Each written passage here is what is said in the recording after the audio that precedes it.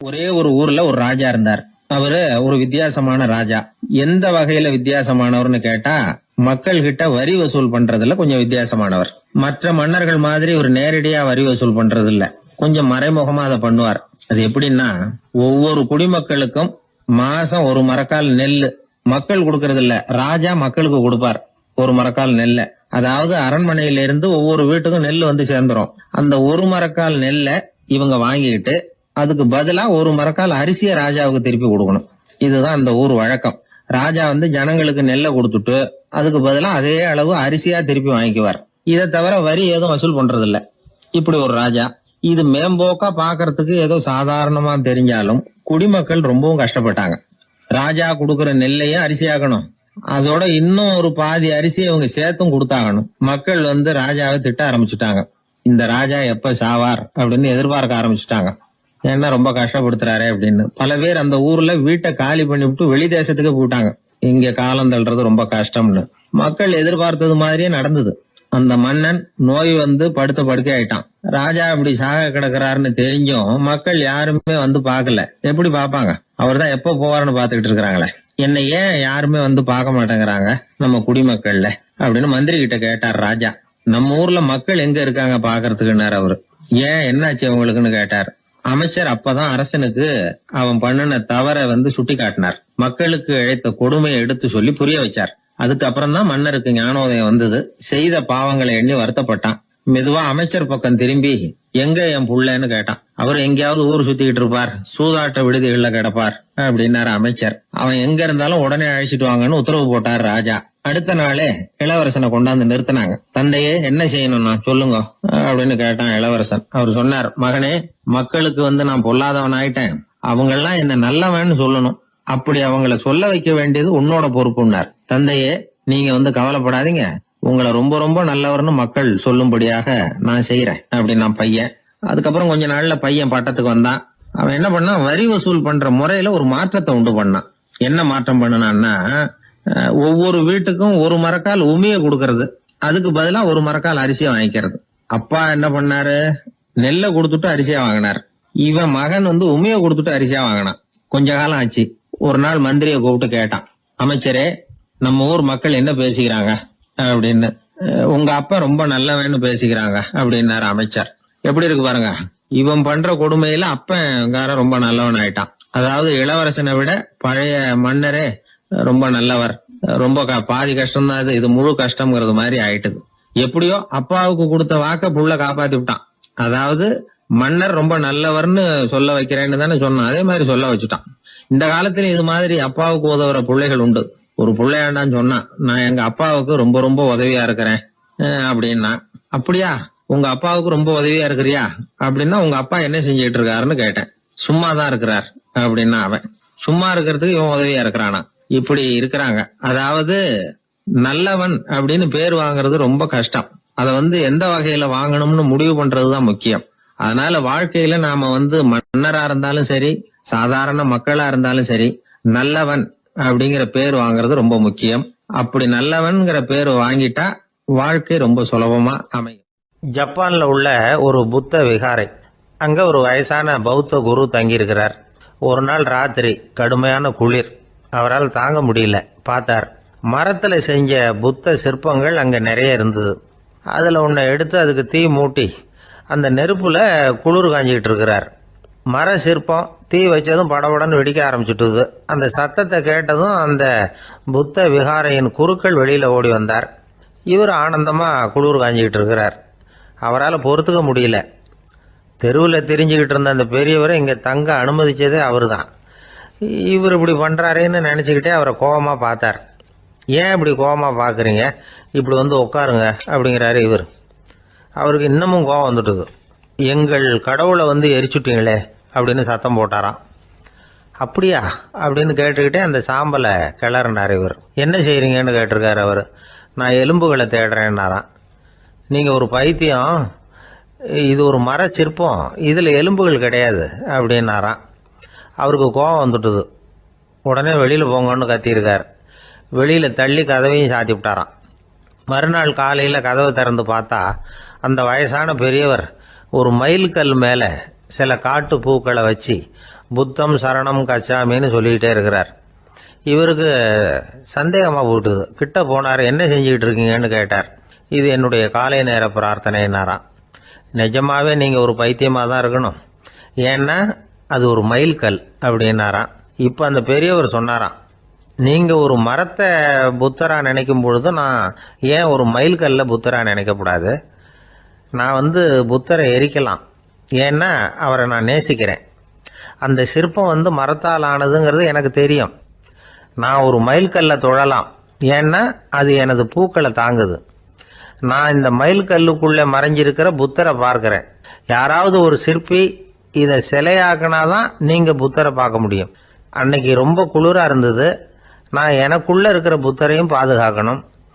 உள்ளே இருக்கிற புத்தரை காப்பாற்றுறதுக்காக வெளியில் உள்ள புத்தரை எரிக்கலாம், அதில் ஒன்றும் தப்பு இல்லை. அது அவருடைய போதனையிலேயே இருக்கு. உனக்குள் ஜோதியாக இரு அப்படிங்கிறது அவருடைய போதனை. என்னுடைய புத்தர் குளிரில் நடுங்கிட்டு இருந்தார். அந்த மர சிற்பங்கள் வெயில் மழையில உணர்ச்சி இல்லாமல் இருந்தது, அதனால அப்படி பண்ணினேன். ஆனால் நீங்கள் என்ன பண்ணீங்க? நான் ஒரு மர புத்தரை எரிச்சதுக்காக உயிருள்ள புத்தரை வெளியில தள்ளி கதவை சாத்தினீங்க அப்படின்னாராம் அந்த பெரியவர். உண்மையான பக்திங்கிறது இதுதான். அதாவது உனக்குள் ஜோதியாக இரு அப்படின்னு புத்தர் சொன்னார் இல்லையா, அது மாதிரி தனக்குள் ஜோதியாக இருக்கிற இந்த காலத்து ஆசாமிகள் நிறைய பேர் உண்டு. எப்பவும் போதையிலேயே இருக்கிறவங்க. ஒரு நாள் நடு ராத்திரி ஒரு மது கடையில் ஒரு ஆள் அங்குள்ள சிப்பந்திகள் கிட்ட கேட்டுக்கிட்டு இருக்கிறான். மறுபடியும் இந்த கடை எப்போ திறப்பாங்கன்னு கேட்டானா. நாளைக்கு காலையில் 8 மணிக்கு திறப்பாங்க அப்படின்னு நானா அங்கே இருந்த ஆள்.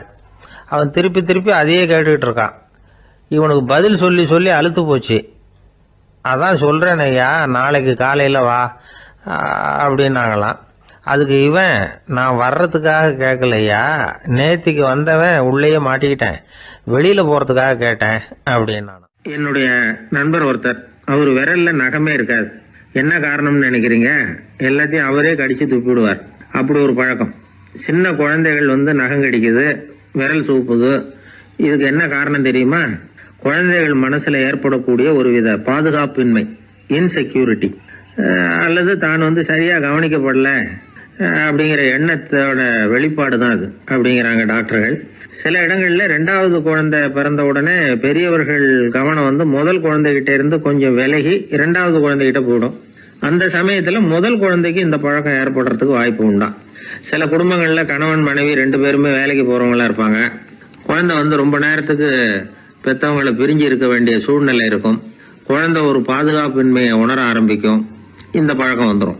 அதனால ஒரு குழந்தைக்கு தான் ஒதுக்கப்படுறோம் அப்படிங்கிற நினைப்பு வராம பாத்துக்கணும். வளர்ந்த குழந்தைகளும் நகம் கடிக்கும். வயசானவங்க கிட்டயும் இந்த பழக்கம் இருக்கும். இது ஒரு மனச்சிதைவின் வெளிப்பாடு அப்படிங்கிறாங்க மனநல நிபுணர்கள். அம்மா அப்பா திட்டினாலும் சரி, அல்லது ஆசிரியர் திட்டினாலும் சரி, இந்த பழக்கம் வந்துடும். நாம தவறு பண்ணிட்டோம் அப்படிங்கிற நினைப்பு வர்ற சமயம் நகம் கடிக்க ஆரம்பிச்சிருவோம். ஏதோ ஒண்ணு அடையணும் அப்படின்னு நினைக்கிறோம், அதை அடைய முடியல. இப்படி ஒரு ஏக்கம் வர்ற சமயத்திலேயும் சில பேர் நகத்தை கடிக்க ஆரம்பிச்சிருவாங்க. ஒரு பெரிய அதிகாரி, தனியார் நிறுவனத்துல வேலை பார்க்கிறவரு, அவரு டென்ஷன் ஆயிட்டாருன்னா உடனே அறைக்கு அதை சாத்தி விடுவாங்களாம். அவரே சாத்திக்குவாராம். அப்படி சாத்திக்கிட்டு உள்ள எதையாவது வெறிச்சு பார்த்துக்கிட்டே நகத்தை கடிக்க ஆரம்பிச்சிருவாராம். இந்த பழக்கம் உலகம் பூரா உண்டு. நகம் கடிக்கிறவங்களை அந்த பழக்கத்திலிருந்து மீட்கிறதுக்கு என்ன வழி அப்படின்னு லண்டன்ல உள்ள அழகியல் நிறுவன நிபுணர்கள் யோசனை பண்ணி பார்த்துருக்குறாங்க. சில ஆய்வுகள் பண்ணி பார்த்தாங்களாம். அவங்க என்ன பண்ணாங்க தெரியுமா? நகம் கடிக்கிற பழக்கம் உள்ளவங்களையெல்லாம் தேடி பிடிச்சாங்க. அவங்களையெல்லாம் 3 பிரிவா பிரிச்சுக்கிட்டாங்க. ஒரு பிரிவு கிட்ட என்ன சொன்னாங்கன்னா, உங்களுக்கு நகத்தை கடிக்கணுங்கிற நினைப்பு வர்றப்போலாம் டைரி எழுத ஆரம்பிச்சிருங்க அப்படின்னாங்களாம். இன்னொரு பிரிவு கிட்ட, உங்களுக்கு அந்த நினைப்பு வர்றப்போலாம் உங்க நகத்துக்கு வண்ணம் பூச ஆரம்பிச்சிருங்க, அழகுபடுத்த ஆரம்பிச்சிருங்க, நெயில் பாலிஷ் போடுறாங்களே அது மாதிரி. அப்படி ஒரு யோசனை சொல்லியிருக்காங்க. 3வது குழுவினர்கிட்ட, உங்களுக்கு நகத்தை கடிக்கணுங்கிற எண்ணம் வர்றப்போலாம் விரல்களை இறுக்கமா மூடி வச்சுக்கிட்டு வேற விஷயங்கள்ல கவனம் செலுத்துங்க அப்படின்னு சொன்னாங்களாம். இப்படி 3 வித முயற்சி பண்ணி பார்த்ததுல கடைசியா அவங்க என்ன கண்டுபிடிச்சாங்க தெரியுமா? 3வது குழு செஞ்சதுல நல்ல பலன் கிடைச்சதாம். அதாவது நகம் தெரியாதபடிக்கு விரலை இறுக மூடிக்கிட்டு வச்சுக்கிட்டோம்னா அந்த பழக்கம் மாறுதான். அப்படி இருந்தவங்க கிட்ட இந்த நகம் கடிக்கிற பழக்கம் மெதுவா குறைஞ்சு போச்சான். அதனால நகம் கடிக்கிற பழக்கம் உள்ளவங்க இதை முயற்சி பண்ணி பார்க்கலாம். ஒரு ஆள் இருந்தார், அவருக்கு எப்ப பார்த்தாலும் நகத்தை கடிச்சிக்கிட்டே இருக்கணும், அப்படி ஒரு பழக்கம். அதனால அவர் விரல்ல எப்பவும் நகை இருக்கிறது இல்ல, விரல் இருக்கிறதே பெரிய ஆச்சரியம். அவருக்கு திடீர்னு உடம்புல அரிப்பு, சொரிஞ்சிக்க முடியல, அரிப்பும் நிக்கல. ஒரு வாரம் தொடர்ந்து கஷ்டப்பட்டார். கடைசியா ஒரு டாக்டர் கிட்ட ஓடினார். அவர் எல்லாத்தையும் விவரமா கேட்டுக்கிட்டு கடைசியா கொஞ்சம் மாத்திரை கொடுத்து வேலைக்கு ஒண்ணு சாப்பிடு அப்படின்னாராம். இந்த மாத்திரை எதுக்கு டாக்டர்? அரிப்பு நிக்கிறதுக்கா அப்படின்னாராம். இல்ல நகம் வளர்றதுக்காக அப்படின்னாராம் இந்த டாக்டர். ஒருத்தர் ரொம்ப அவசரமா வந்தார். சார், மனுஷன் நிம்மதியா இருக்கிறதுக்கு என்ன வழின்னு கேட்டார். சீக்கிரமா ஒரு கல்யாணத்தை பண்ணீங்க, எல்லாம் சரியா போடும் அப்படின்னோம். அவர் ஒரு மாதிரியா பார்த்தார். ஏற்கனவே எனக்கு கல்யாணம் ஆயிட்டுது சார், அதனால தானே நிம்மதியா இருக்கிறதுக்கு வழி கேட்கறேன் அப்படின்னார். சரி, இவர் ஒரு மாதிரியான கேஸ் அப்படின்னு நினைச்சுக்கிட்டு நம்ம கிட்ட இருந்த ஒரு சின்ன புத்தகத்தை அவர்கிட்ட தூக்கி கொடுத்தோம். இதை படிச்சு பாருங்கன்னு. கல்யாணத்துக்கு பிறகும் சந்தோஷமா இருக்கிறதுக்கு என்ன வழி அப்படிங்கிற கேள்விக்கு அந்த புத்தகத்துல விளக்கம் இருந்தது. கணவன் மனைவிக்குள்ள சிக்கல் வராம இருக்கிறதுக்கு அதுல சில வழிகளை சொல்லி கொடுத்துருக்காங்க. அதெல்லாம் என்னென்ன அப்படிங்கறத இப்ப பாக்கலாமா? குடும்பம்னு இருந்தா கோபம் வரதான் செய்யும், அது வந்துட்டு போகட்டும் பரவாயில்ல. ஆனா அந்த கோபம் ஒரே நேரத்துல 2 பேருக்கும் வந்துடாம பாத்துக்கணும். ஒரு சமயத்துல யாராவது ஒருத்தர் தான் கோபப்படணும், அடுத்தவங்க அமைதியா இருக்கணும். அதுக்கப்புறம் இவர் அமைதியான உடனே அவங்க ஆரம்பிச்சுக்கலாம். கோபமா ஏதாவது சொன்னா உடனே கோபமா பதில் சொல்லக்கூடாது. கொஞ்சம் பொறுத்து கோபம் தீர்ந்த உடனே அந்த பதில சொல்லலாம். அப்போ பதில் கோபமா இருந்தா கூட அது அவ்வளவு பெருசா தெரியாது. அற்ப விஷயத்துக்கெல்லாம் காய்ச்சி மூச்சுன்னு கத்திட்டு இருக்கக்கூடாது. உங்க 2 பேருக்குள்ள ஒரு தர்க்கம் ஆரம்பமாயிட்டுதுன்னு வச்சுக்கோங்க. கடுமையா 2 பேரும் விவாதம் பண்றீங்க.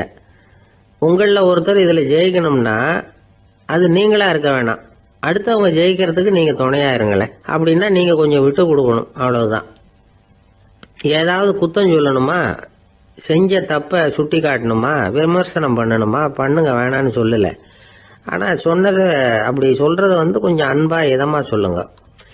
எப்போ நடந்த தவறுகளை எல்லாம் இப்போ போய் மறுபடியும் ஞாபகப்படுத்திட்டு இருக்க வேண்டாம்.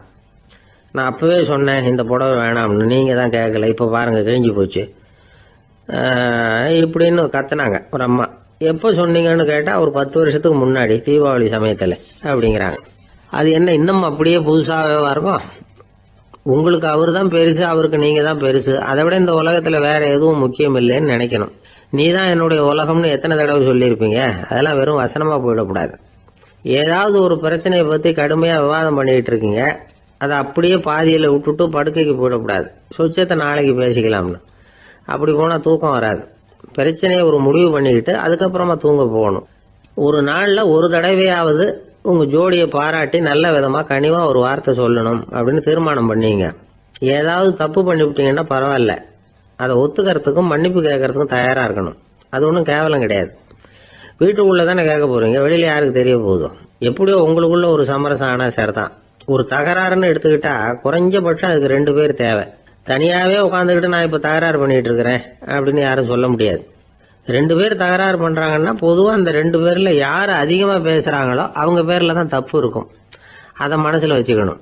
இதெல்லாம் தான் அந்த புத்தகத்துல போட்டிருக்கிற வழிமுறைகள். இவ்வளவும் சரியா வரலன்னா அப்புறமா சொல்லுங்க, வேற புத்தகம் ஏதாவது இருக்கான்னு தேடுவோம். ஒரு கணவன் தன்னுடைய மனைவியை அழைச்சிட்டு ஒரு மனோதத்துவ டாக்டர் கிட்ட வந்தாரா. டாக்டர், எங்களுக்கு கல்யாணம் ஆகி 30 வருஷ காலமா நாங்க ஒரு விஷயத்துல கூட ஒத்து போனதில்லை அப்படின்னு ஆரம்பிச்சார்.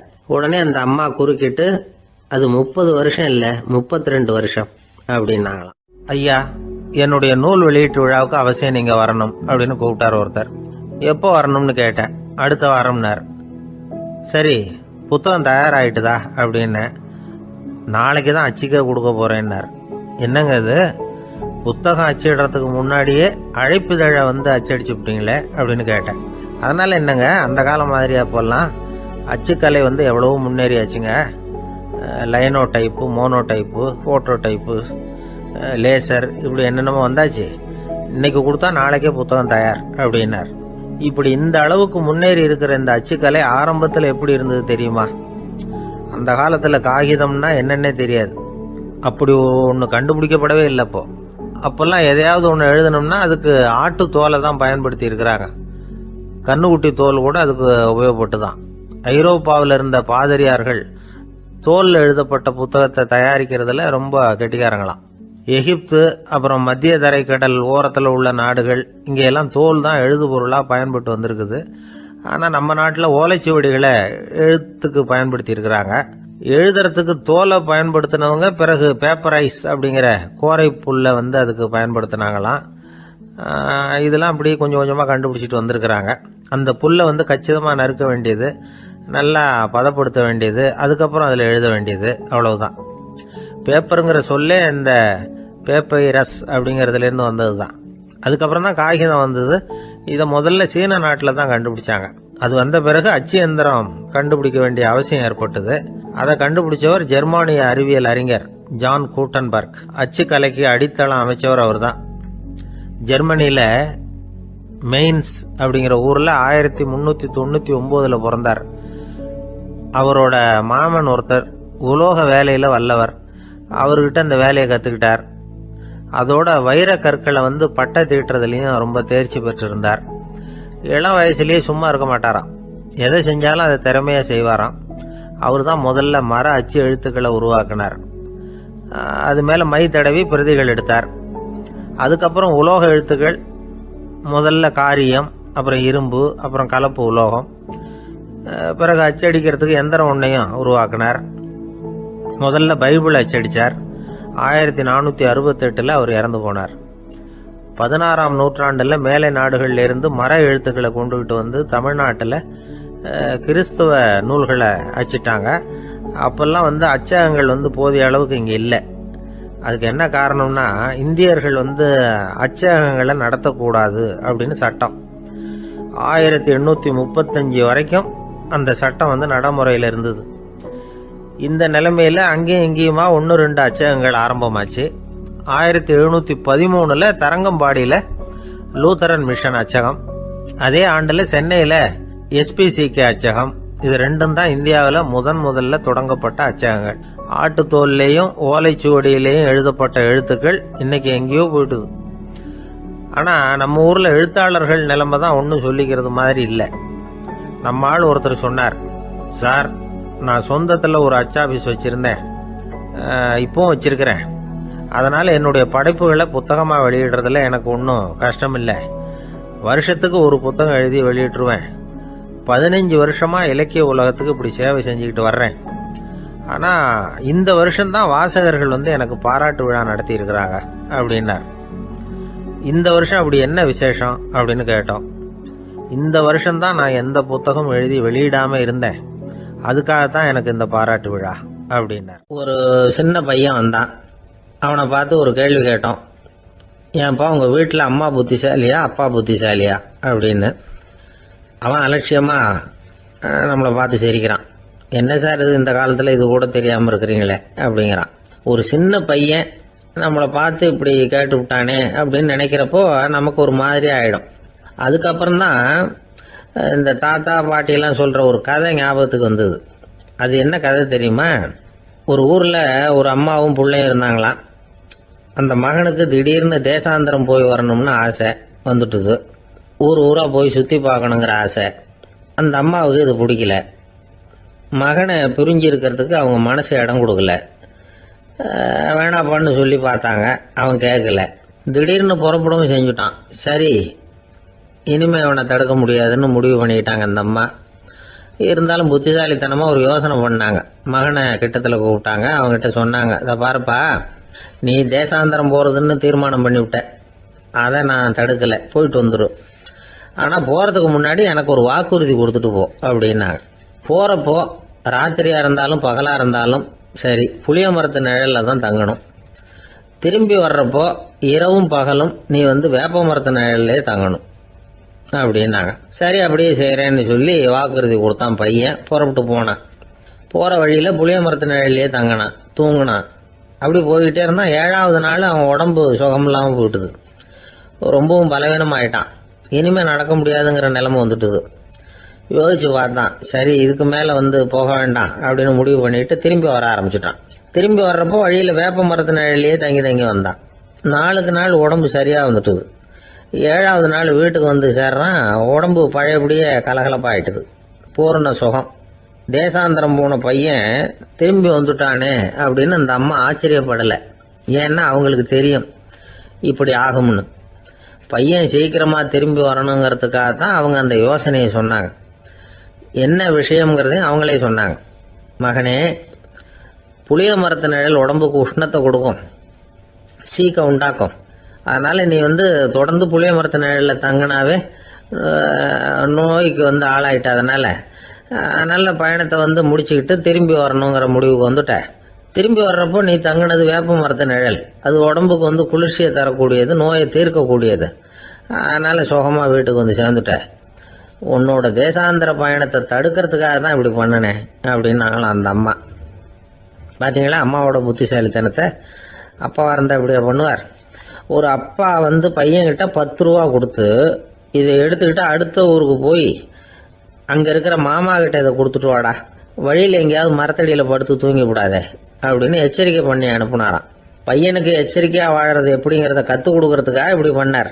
அவன் பணத்தை வாங்கிட்டு போனான். அப்பா சொன்னதை மறந்துட்டு ஒரு மரத்தடியில படுத்து தூங்கிட்டான். அவனுக்கு தெரியாம அவன் பின்னாடியே போன அப்பா அவன் கையில இருந்த அந்த 10 ரூபாயை நைஸா எடுத்துட்டு வந்துட்டார். அவன் பையில தானே வச்சிருந்தான், அது தெரியாம எடுத்துட்டு வந்துட்டார். அவன் தூங்கிட்டு இருக்கான். எடுத்துட்டு ஒரு மறுபடியும் வீட்டுக்கு வந்துட்டார். பையன் முழிச்சுக்கிட்டு பைய தடவி பார்க்கறான், பணத்தை காணும். அழுதுகிட்டே திரும்பி வந்தான். அப்பா கிட்ட விஷயத்த சொன்னான். அப்பா சிரிச்சுக்கிட்டே சொன்னார், அதுக்கு தான்ப்பா ஆரம்பத்திலேயே எச்சரிக்கை பண்ணினேன், இனிமேலாவது நீ ஜாக்கிரதையா இருக்கணும் அப்படிங்கிறதுக்காக தான் இப்படி பண்ணினேன்.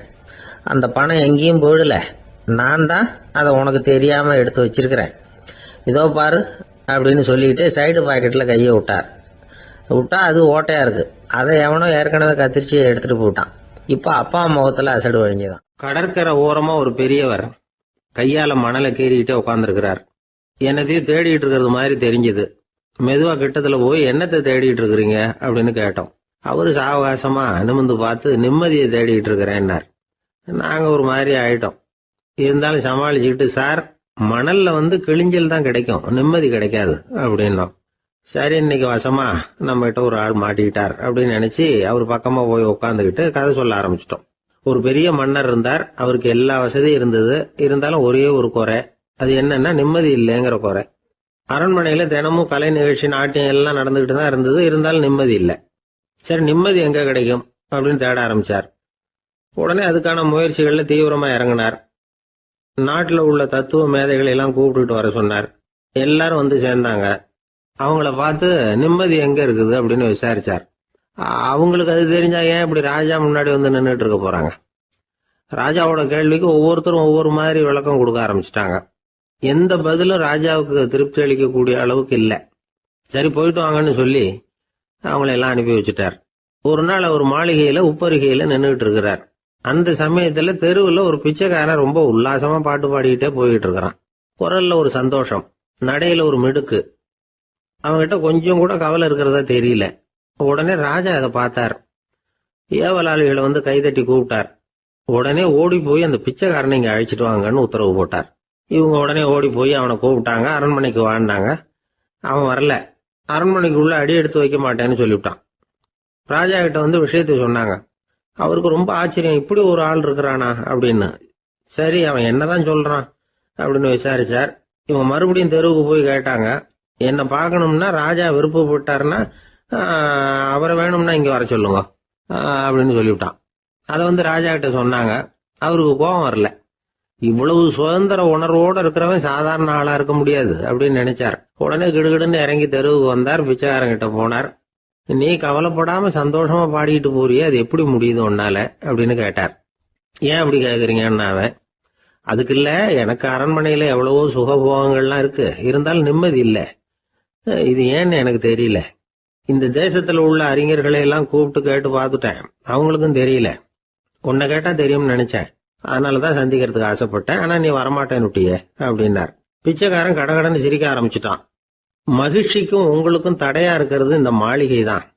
இதை விட்டுட்டு வெளியில வந்துட்டா நிம்மதி தேடிட்டு வந்துரும்னா. நான் அரசன், எனக்குன்னு கடமைகள் இருக்கு, அதையெல்லாம் விட்டுட்டு எப்படி வர முடியும்னார் ராஜா. ரெண்டும் ஒரே நேரத்துல கிடைக்கணுங்கிறது முடியாத காரியம். உங்க சுகபோகத்துக்கு விலையாதான் உங்க நிம்மதியை கொடுத்துக்கிட்டு இருக்கிறீங்க. என்ன பாருங்க, என்கிட்ட எதுவும் இல்ல, அதனால எதுவும் போயிடுமோங்கிற பயமும் இல்ல, நிம்மதியா இருக்கிறேன் அப்படின்னா அவன். ராஜா உடனே சந்தோஷப்பட்டு தன்னுடைய மேலங்கியை எடுத்து அவனுக்கு பரிசா கொடுத்தாராம். அவன் சிரிச்சுக்கிட்டே அதை வாங்க மாட்டேன்னு விட்டானான். இதை நீங்க எனக்கு கொடுக்கறதுனால எந்த பயனும் இல்ல, அதே நேரத்துல அதை வாங்கிட்டேன்னா அடுத்த வினாடியிலிருந்து அதை எப்படி காப்பாத்துறதுங்கிற கவலை எனக்கு வந்து சேர்ந்துரும். அப்புறம் தூக்கம் வராது, நிம்மதி போயிடும் அப்படின்னு நானா சொல்லிவிட்டு அவன் பாட்டுக்கு சந்தோஷமா பாடிட்டே போயிட்டான். நிம்மதி எங்க இருக்குங்கிறதையும் ராஜா தெரிஞ்சுக்கிட்டார். அந்த இடத்துக்கு தன்னால போக முடியாதுங்கிறதையும் அவர் புரிஞ்சுக்கிட்டார். இப்படி இந்த கதைய அந்த கடற்கரையில மணலை கீறிக்கிட்டே உட்கார்ந்துருந்தார அந்த பெரியவர்கிட்ட சொல்லி முடிச்சோம். அவர் முகத்துல ஒரு தெளிவு தெரிஞ்சது. எங்களை நிமிர்ந்து பார்த்தார். ரொம்ப நன்றிங்க, இப்ப எனக்கு தெரிஞ்சு போச்சு. நிம்மதி வேணும்னா அதுக்கு என்ன பண்ணணும்னு இப்ப நல்லா புரிஞ்சுக்கிட்டேன் அப்படின்னார். என்ன புரிஞ்சுக்கிட்டீங்கன்னு கேட்டோம். இனிமே இந்த பக்கம் வந்தா உங்க கண்ணுல படாத இடமா பார்த்து உட்காரணும்னு புரிஞ்சுக்கிட்டேன் அப்படின்னார். ஒரு ஆளு ராமகிருஷ்ணரை தேடி வந்தான். அவன் கையில 1000 பொற்காசுகள் வச்சிருந்தான்.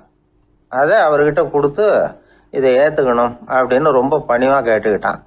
அவரு பார்த்தார், இது எனக்கு தேவையில்லை, ஆனாலும் உன்னுடைய மனசை புண்படுத்துறதுக்கு நான் விரும்பல, அதனால நீ கொடுக்கறத வாங்கிக்கிறேன்னார். வாங்கிக்கிட்டார். அப்புறம் கேட்டார், இதை பாரு, இனிமே இதெல்லாம் என்னுடைய இதுதானே அப்படின்னார். ஆமா, அதையெல்லாம் நான் உங்களுக்கே கொடுத்துட்டேன். அவன் சரி, இப்ப நீ எனக்காக ஒரு காரியம் பண்ணணும்னார். என்ன செய்யணும்னு சொல்லுங்கன்னா, இந்த நாணயங்களை எல்லாம் எடுத்துக்கிட்டு போய் கங்கை நதியில எரிஞ்சுட்டு வா அப்படின்னார். இவனுக்கு அதிர்ச்சியா போச்சு. என்ன பண்றது, இனிமே அது முடியாதுன்னு சொல்ல முடியாது. ஏன்னா அந்த நாணயங்களை எல்லாம் அவருக்கே கொடுத்துட்டான். இனிமே அதெல்லாம் இவனுடையது இல்லை. பேசாம அவ்வளவே அள்ளிக்கிட்டு ஆத்தங்கரைக்கு போனான். போனவன் ரொம்ப நேரம் திரும்பியே வரல. ராமகிருஷ்ணருக்கு சந்தேகம், என்ன ஆச்சு அந்த மனுஷனுக்கு, காசுகளோட அந்த கங்கையில குதிச்சுட்டானா, போகும்பொழுதே ஒரு மாதிரியா தான் போனான், போய் என்னன்னு பார்த்துட்டு வாங்க அப்படின்னார். அங்க இருந்த ஒருத்தர் ஓடி போய் பார்த்தார். அவர் போய் பார்க்கும் பொழுது அவன் அங்கேயே இருந்தான். அதுக்கப்புறம் அவர் திரும்பி வந்தார். வந்து விவரத்தை சொன்னார். அதாவது அவன் கங்கை கரையில உட்காந்துக்கிட்டு ஒவ்வொரு நாணயமா 1 2ன்னு எண்ணி எண்ணி வீசிக்கிட்டு இருக்கிறான். அவனை சுத்தி ஒரு கும்பல் நின்றுகிட்டு அவனை தடுத்துக்கிட்டு இருக்குது அப்படின்னு விவரத்தை சொன்னார் போயிட்டு வந்தவர். இதை கேட்டதும் ராமகிருஷ்ணரே புறப்பட்டு அங்க போனாராம். என்ன இப்படி பண்ணிட்டு இருக்கிற, நான் உன்னை அந்த நாணயங்களை கங்கையில வீசி எறிய சொன்னேன், நீ ஏன் அதை எண்ணிக்கிட்டு இருக்கிற அப்படின்னார். பழக்கம்தான் காரணம், நான் ஒவ்வொரு நாளும் ஒவ்வொன்றா சேமிச்சு வச்சேன். இன்னைக்கு என்கிட்ட நிறைய இருக்குது, உங்களுக்கு ஒரு 1000 நாணயங்களை கொடுக்கணுங்கிறது என்னோட ஆசை அப்படின்னா. இப்ப ராமகிருஷ்ணர் சொன்னார், ஒரே நேரத்துல எல்லாத்தையும் சம்பாதிச்சிருந்தா நீ எண்றது பொருத்தமா இருக்கும். எல்லாத்தையும் இழக்கும் போது ஒவ்வொன்றா எண்ணிக்கிட்டு இழக்கிறதுங்கிறது சரியான செயல் இல்லை. அதனால ஒரே தடவையா எல்லாத்தையும் தூக்கி எறிஞ்சிடும் அப்படின்னார். இது இழப்பது அப்படிங்கிற ஒரு உயர்ந்த நிலை. இதை நாம யதார்த்த வாழ்க்கையில சம்பந்தப்படுத்தி பார்த்து குழப்பிக்கிட்டு இருக்கக்கூடாது. இழக்கிறேன்னு சொல்லிக்கிட்டு இருக்கிற காசையெல்லாம் ஆத்துலையும் குளத்துலையும் கொண்டு போய் எரிஞ்சுட்டு வாங்க அப்படின்னு உபதேசம் பண்றதாக யாரும் நினைச்சிடக்கூடாது. இதுல நாம புரிஞ்சுக்க வேண்டியது என்னன்னா, எதையாவது ஒன்றை இன்னொருத்தருக்கு கொடுக்கணும் அப்படின்னு விருப்பப்பட்டா அதை மனப்பூர்வமா கொடுத்துடணும். கொடுத்துட்டு அதையே நினைச்சிட்டு இருக்க கூடாது. நம்மால் ஒருத்தர் ஒரு 100 ரூபாய் நோட்டை தன்னுடைய நண்பர் ஒருத்தர்கிட்ட கொடுத்து, இது உனக்கு தான் வச்சுக்கோ அப்படின்னார். அவரு பார்த்தார், இது இனிமே எனக்கு தானே சொந்தம் அப்படின்னார். ஆமான்னார் அவர். அப்படின்னா எனக்காக நீ ஒரு உதவி செய்யணும்னார். சொல்லுங்க செய்யறேன்னார் அவர். இந்த 100 ரூபாய் நோட்டை தீ வச்சு கொளுத்தி விடுனார். இவர் அதிர்ச்சி ஆகி அவரை பார்த்தார். இப்ப அவரு சொன்னார், நீ எனக்கு அன்பா கொடுத்தது இது, இந்த நோட்டு கள்ள நோட்டுங்கிறது எனக்கு முன்னாடியே தெரியும், சீக்கிரம் கொளுத்தி விடு, அதுதான் நம்ம 2 பேருக்குமே நல்லது அப்படின்னாராம் அவர். ராமகிருஷ்ணர் வாழ்ந்த காலத்துல நடந்த ஒரு நிகழ்ச்சி இது. அப்போ ஒரு ஓவியர் இருந்தாராம். அவருக்கு ஒரு ஆசை, ராமகிருஷ்ணர் படத்தை வரையணும், அதை அவர்கிட்டயே கொண்டுட்டு போய் காட்டி அபிப்பிராயம் கேட்கணும். இதுதான் அந்த ஓவியரின் ஆசை. உடனே ராமகிருஷ்ணர் படத்தை வரைஞ்சி முடிச்சார். அதை எடுத்துக்கிட்டு போனார். இவர் போன சமயம் அங்கே ராமகிருஷ்ணர் சீடர்களோட உட்கார்ந்துருக்கிறார். விவேகானந்தர் அங்கே இருக்கிறார். இந்த ஓவியர் கொண்டுகிட்டு போய் தான் வரைந்த ஓவியத்தை அவர்கிட்ட காட்டினார். ராமகிருஷ்ண பரமஹம்சரின் ஓவியத்தை ராமகிருஷ்ணர்கிட்டயே காட்டுறார். ராமகிருஷ்ணர் என்ன பண்ணார் தெரியுமா, அந்த படத்தை பார்த்தார். உடனே அது காலை தொட்டார். குருதேவருடைய இந்த செயல் சீடர்களுக்கு ரொம்ப வியப்பை உண்டு பண்ணிச்சு. சில பேர் மனசுக்குள்ளேயே ரொம்ப குழம்பி போக ஆரம்பிச்சிட்டாங்க, என்ன இப்படி பண்றாருன்னு. என்ன இது அவரோட படம், அவரே அவரோட படத்தின் காலை தொடுறார் அப்படின்னு யோசிச்சாங்க. சில பேர் ஒன்றும் புரியாம ஒருத்தர் பார்த்து சிரிச்சுக்கிட்டாங்க. அந்த இடத்துல சீடர்கள் மட்டும் இல்லை, சீடர் அல்லாத பல பேர் இருந்தாங்க. தன்னுடைய காலை தானே தொடர இவருடைய செயல் பற்றி என்ன நினைக்கிறது அப்படின்னு அவங்களும் குழம்பி போய் நிற்கிறாங்க. அந்த படத்தை வரைஞ்சி அவர்கிட்ட காட்டின அந்த ஓவியருக்கும் அதிர்ச்சி. இருந்தாலும் அவர் சீடர் கிடையாது. அதனால கொஞ்சம் துணிச்சலை வர வச்சுக்கிட்டு கேட்டார், என்னங்க இது, என்னால் என்னுடைய கண்களையே நம்ப முடியல. இது உங்க சொந்த உருவப்படம், நீங்க உங்க சொந்த கால்களையே தொடறீங்க, இது எங்களுக்கு கொஞ்சம் சங்கடமா இருக்குதே அப்படின்னார். ராமகிருஷ்ணரின் கண்களில் ஆனந்த கண்ணீர் வழிஞ்சுதான். அவர் சொன்னாராம், இது என்னோட படம்ங்கிறது எனக்கு தெரியும், ஆனா இது என்னோட படம்ங்கிறதுனால நான் இதோட காலை தொடலை. நீ என்னுடைய சமாதி நிலைய இந்த படத்துல படம் பிடிச்சி காட்டியிருக்கிற, அதனால அதோட காலை தொடறேன். சமாதி நிலையில யார் இருந்தாலும், அது என்னுடைய படமா இருந்தாலும் சரி அல்லது வேற யாருடைய படமா இருந்தாலும் சரி, படம் யாருதுங்கிறது முக்கியம் இல்லை. இதுல எது முக்கியம்னா அது தன்னை உணர்ந்த ஒரு உணர்நிலையின் படம். அப்படி இருக்கிறப்போ அதோட காலை நான் தொடணும். அதுக்கு நீங்க எல்லாரும் ஏன் சங்கடப்படுறீங்கன்னு எனக்கு தெரியல அப்படின்னாராம். இப்போதான் அங்க இருந்த சீடர்களுக்கும் மற்றவங்களுக்கும் விவரம் புரிஞ்சுதான். இதுக்கு முன்னாடி யாரும் செய்யாததை இவர் செஞ்சிருக்கிறார், ஆனா அவருடைய காரணம் ரொம்ப நியாயமானது அப்படிங்கிறத உணர்ந்தாங்களாம். இதுவரைக்கும் ஆன்மீகத்தில் சமாதி நிலை, அதாவது தன்னை உணர்ந்த நிலை பற்றி புரிஞ்சுக்கிட்டோம். இல்லறத்தில் ஏற்படக்கூடிய சமாதி நிலை பற்றி உங்களுக்கு தெரியுமா? ஒரு அம்மா டாக்டர்கிட்ட வந்து சொன்னாங்களாம், டாக்டர், என் வீட்டுக்காரருக்கு உடம்புல ஏதோ கோளாறுன்னு நினைக்கிறேன், நான் எவ்வளவு நேரம் பேசினாலும் காதில் விழாத மாதிரி உட்கார்ந்துருக்கிறார் அப்படின்னு ஆகலாம். அதுக்கு அந்த டாக்டர் சொன்னாராம், அம்மா அது உடம்பு கோளாறு இல்லை, அது ஒரு பெரிய திறமை அப்படின்னாராம். ஒரு கணவன் மனைவி எப்போ பார்த்தாலும் அவங்க 2 பேருக்கும் இடையில சண்டை வந்துக்கிட்டே இருந்தது.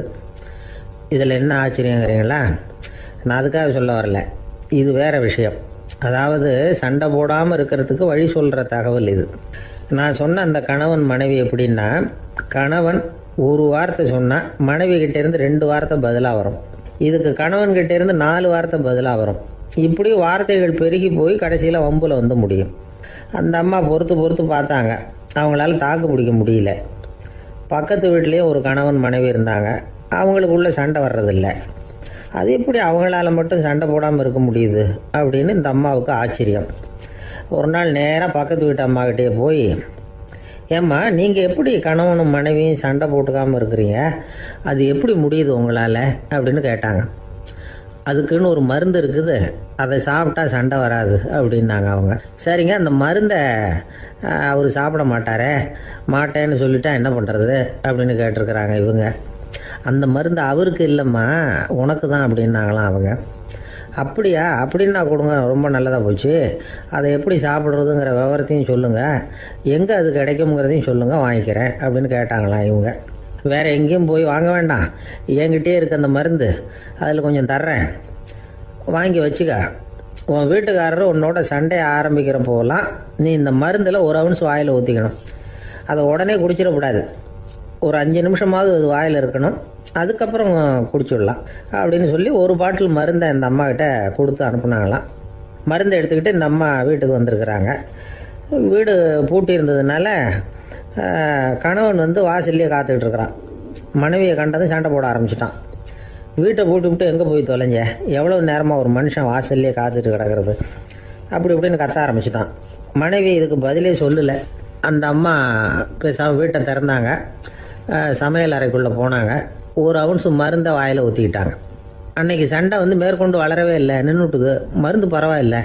அதுக்கப்புறம் பல சந்தர்ப்பங்களில் சண்டை வரும் போல் இருக்கிற போலாம் இந்த மருந்து அதை நிறுத்தியிருக்கு.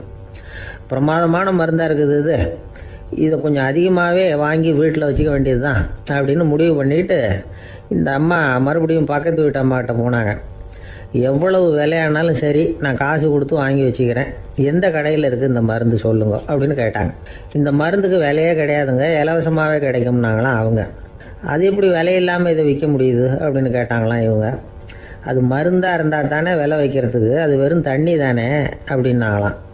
வெறும் தண்ணியாக சண்டையை நிறுத்துது அப்படின்ட்டு இருக்காங்க இவங்க. அது சண்டையை நிறுத்தலை, உன்னோட மௌனம் தான் சண்டையை நிறுத்துது. நீ வாயில் தண்ணியை வச்சுக்கிறதுனால எதிர்த்து பேசுறதில்ல, அதனால் உன்னுடைய கணவர் கோபம் வந்து சாந்தமாயிடுது அப்படின்னாங்களாம் அவங்க. இந்த கதையிலேருந்து சண்டையை நிறுத்துற மருந்து எதுன்னு தெரிஞ்சுக்கிட்டோம் இல்லையா. ஒருத்தர் என்ன பண்ணார், பாட்டிலில் வந்து தண்ணியை ஊற்றி வச்சுக்கிட்டு அவர்கிட்ட வர்றவங்களுக்கெல்லாம் இதை சிபாரிசு பண்ணலாம்னு நினச்சிக்கிட்டு உட்காந்துருந்தார். ஒரு அம்மா வந்தாங்க. இதை கேட்டுவிட்டு இதையே ஒரு மருந்து மாதிரி கொடுக்கலாம்ங்கிறது அவர் முடிவு. அதனால் பாட்டிலில் தண்ணியை அடைச்சி வச்சுக்கிட்டு அதில் கலருக்காக என்னத்தையோ ஒரு ஜீரகம் அது மாதிரி எதையாவது கலந்து வச்சுக்கிட்டு ஒரு மருந்து மாதிரி ஒரு பாவனையில் வச்சுக்கிட்டு உட்காந்துருக்காரு. யாராவது வீட்டில் சண்டைன்னா என்கிட்ட வாங்க மருந்து தரேன்னு. ஒரு அம்மா வந்தாங்க. எனக்கும் என் வீட்டுக்காரருக்கும் அடிக்கடி சண்டை வருதுங்க அப்படின்ட்டு இருக்காங்க. கவலைப்படாதம்மா, நான் ஒரு மருந்து தரேன்னு சொல்லி வீட்டுக்குள்ளே போய் ஒரு பாட்டில் எடுத்து வந்து கொடுத்தாரு. பாட்டிலில் இருக்கிறது என்னங்கிறத சொல்லிவிட்டு அது பேரில் மரியாதை வராது இல்லையா, அதனால் சொல்லலை. அந்த அம்மா வாங்கிட்டு போனாங்க. 4 நாள் கழித்து திரும்பி வந்தாங்க. என்னம்மா வீட்டில் சண்டை நின்று போச்சான்னு கேட்டிருக்காரு இவர். அங்கே நின்று போச்சுங்க, இப்போ உங்ககிட்ட ஆரம்பமாக போகுதுன்னாங்களாம். என்னம்மா அப்படின்ட்டுருக்காரு அவர் பயந்து போய். இப்போ என்னங்க நீங்கள் என்ன மருந்து கொடுத்துருக்குறீங்க என்னங்க அப்படின்னாங்களாம் கோபமாக. அது வெறும் தண்ணி தானே அப்படின்ட்டுருக்காரு இவர். தண்ணியாக இது நல்லா பாருங்கள் அப்படின்னு அந்த பாட்டிலில் நீட்டினாங்களாம். இவர் வாங்கி பார்த்துருக்காரு. அப்புறம் தான் விஷயம் புரியுது அவருக்கு. இவர் கை தவறுதலாக அவங்க வீட்டில் இருந்த மண்ணெண்ணெய் பாட்டில் எடுத்து அவர்கிட்ட கொடுத்துருக்குறாங்க. அப்புறம் என்ன ஆகும், சண்டை வராமல். அர்ஜுனன் கேட்ட கேள்விக்கெல்லாம் பகவான் கண்ணன் வந்து பதில் சொன்னார். அதுக்கு பேர் பகவத்கீதை. அதே மாதிரி உத்தவன் கேட்ட கேள்விக்கும் அவர் பதில் சொல்லியிருக்கிறார். அதுக்கு என்ன பேருனா உத்தவ கீதைன்னு பேர். அது சரி, உத்தவன்னா யார்? கண்ணனுக்கு சின்ன வயசுலேருந்தே தேர் ஓட்டிக்கிட்டு இருந்தவன் அவன் தான். குருஷேத்திர போர் முடிஞ்சது. அதர்மத்தை அழித்து தர்மத்தை நிலைநாட்டி தர்மனுக்கு முடிச்சு விட்டினார் கண்ணபிரான். அதுக்கப்புறம் துவாரகைக்கு திரும்பினார். தான் வந்த காரியம் முடிஞ்சது. அதனால் இளமையிலிருந்தே தனக்கு தேரோட்டியா இருந்து வந்த உத்தவனை கூப்பிட்டார். இதை பாருப்பா, உனக்கு வேணுங்கிறத கேளுன்னார். அவன் தனக்குன்னு எதையும் கேட்கறதுக்கு ஆசைப்படலை. இருந்தாலும் கேள்வி கேட்குறதில் அவன் ரொம்ப கெட்டிக்காரன். அதனால் கேட்க ஆரம்பித்தான். பரந்தாமா, ராஜசூய யாகத்துக்கு தர்மனை கூப்பிட்டு தன்னுடைய அரண்மனையில் விருந்து வச்சான் துரியோதனன். அதுக்கப்புறம் சூதாட்டத்துக்கு கூப்பிட்டான். தர்மன் வந்து தோல்வி அடைகிற மாதிரி பண்ணிவிட்டான். நீங்கள் தான் முக்காலமும் உணர்ந்தவராச்சே, சூதாட்டத்தில் தர்மர் ஜெயிக்கிறது மாதிரி பண்ணியிருக்கக்கூடாதா?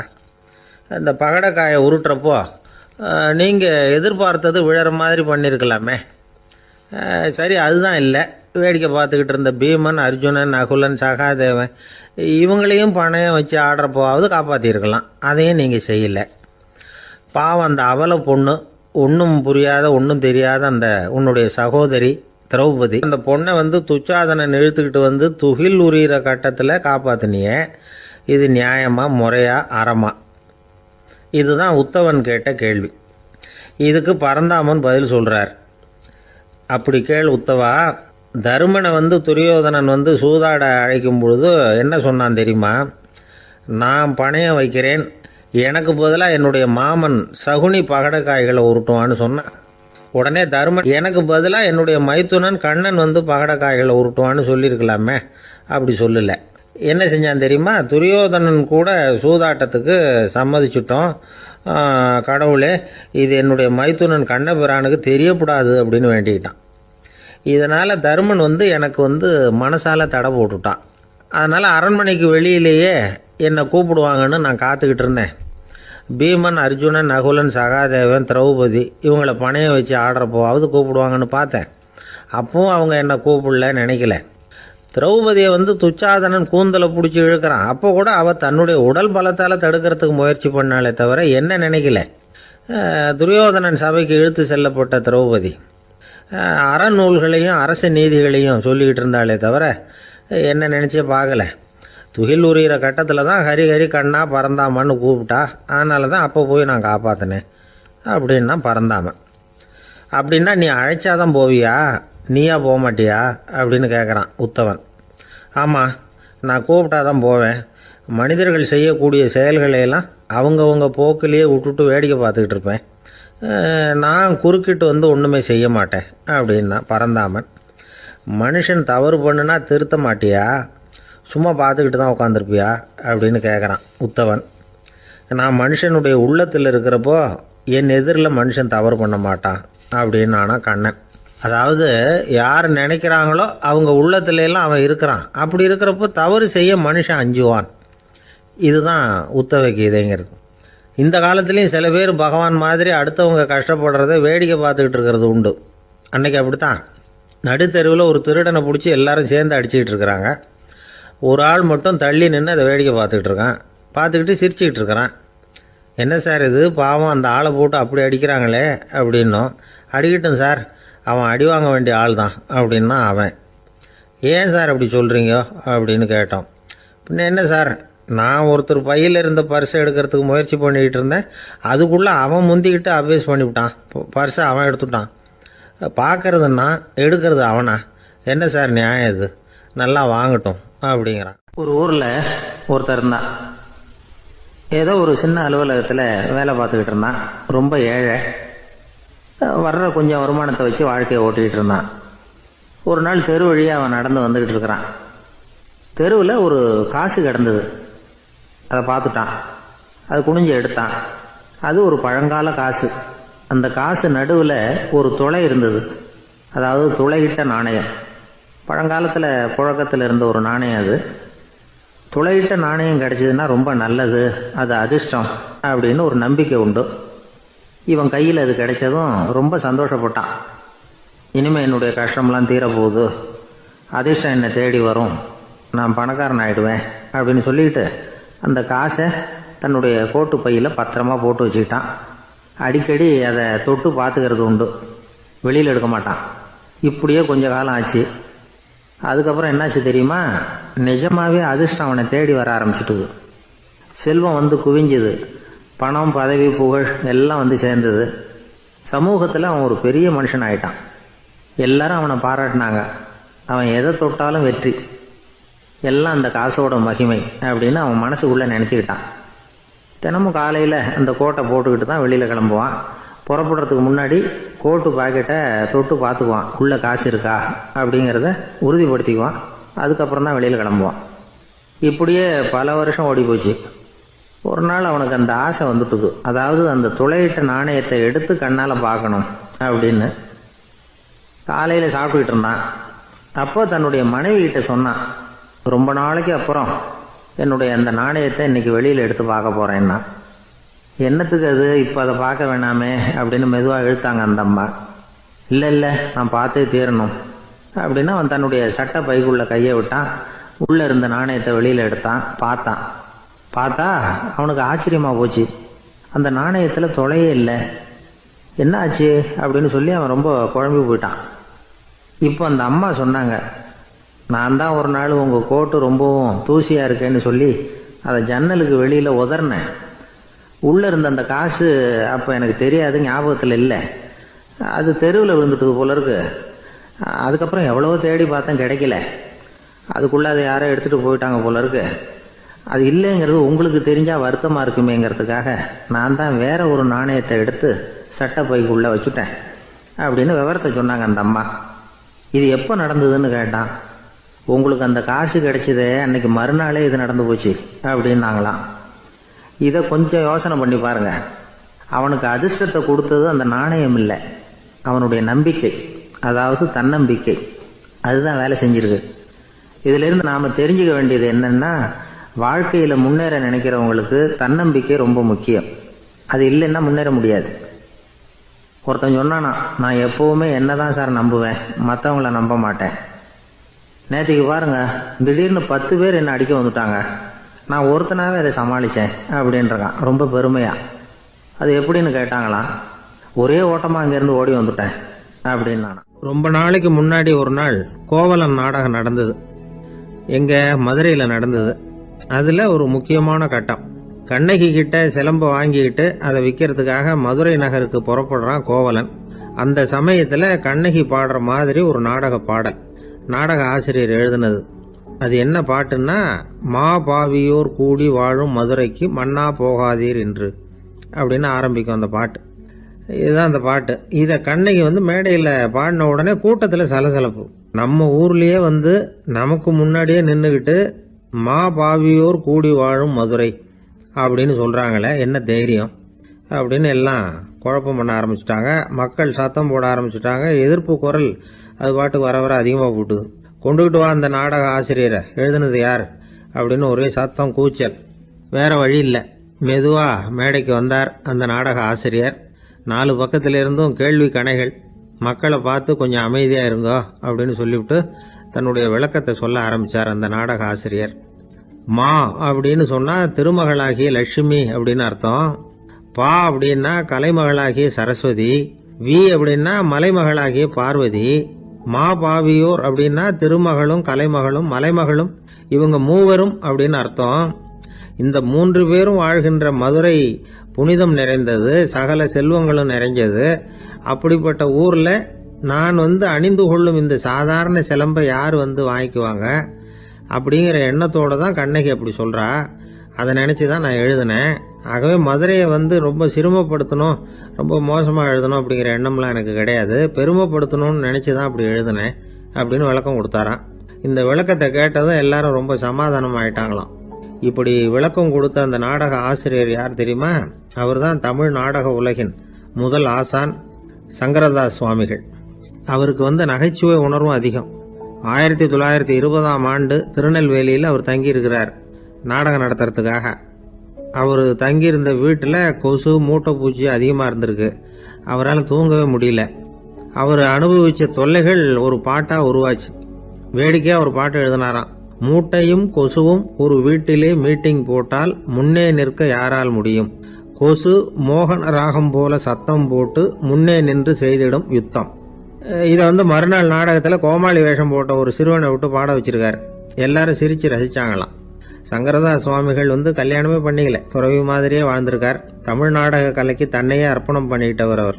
1922 நவம்பர் மாசத்துல ஒரு நாள் புதுச்சேரியில் அவர் வாழ்க்கை முடிஞ்சுது. அப்போ அவருக்கு வயசு 55.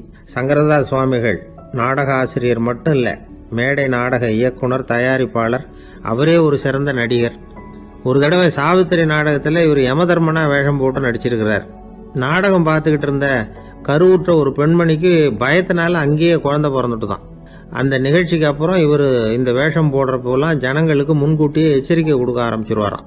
அதாவது அப்படி யாராவது பயப்படுறவங்க இருந்தா கொஞ்சம் கண்ணை மூடுவீங்க அல்லது எழுந்திரிச்சு போடுங்கன்னு. நடிப்புன்னா அப்படிலாம் இருக்கணும். இந்த காலத்துல நடிகர் ஒருத்தர் சொன்னார், சார் நான் இந்த நாடகத்துல நடிக்கிறப்போ முகத்துல நவரசங்களையும் காட்டி நடிச்சேன், உணர்ச்சிகளை எல்லாம் நல்லா காட்டி நடிச்சேன். அப்படி இருந்து ஜனங்கள் கல்லை எடுத்து மேடையில வீசிவிட்டாங்க சார் அப்படின்னார். நாடகத்துல உங்களுக்கு என்ன வேஷம் அப்படின்னு கேட்டாங்க.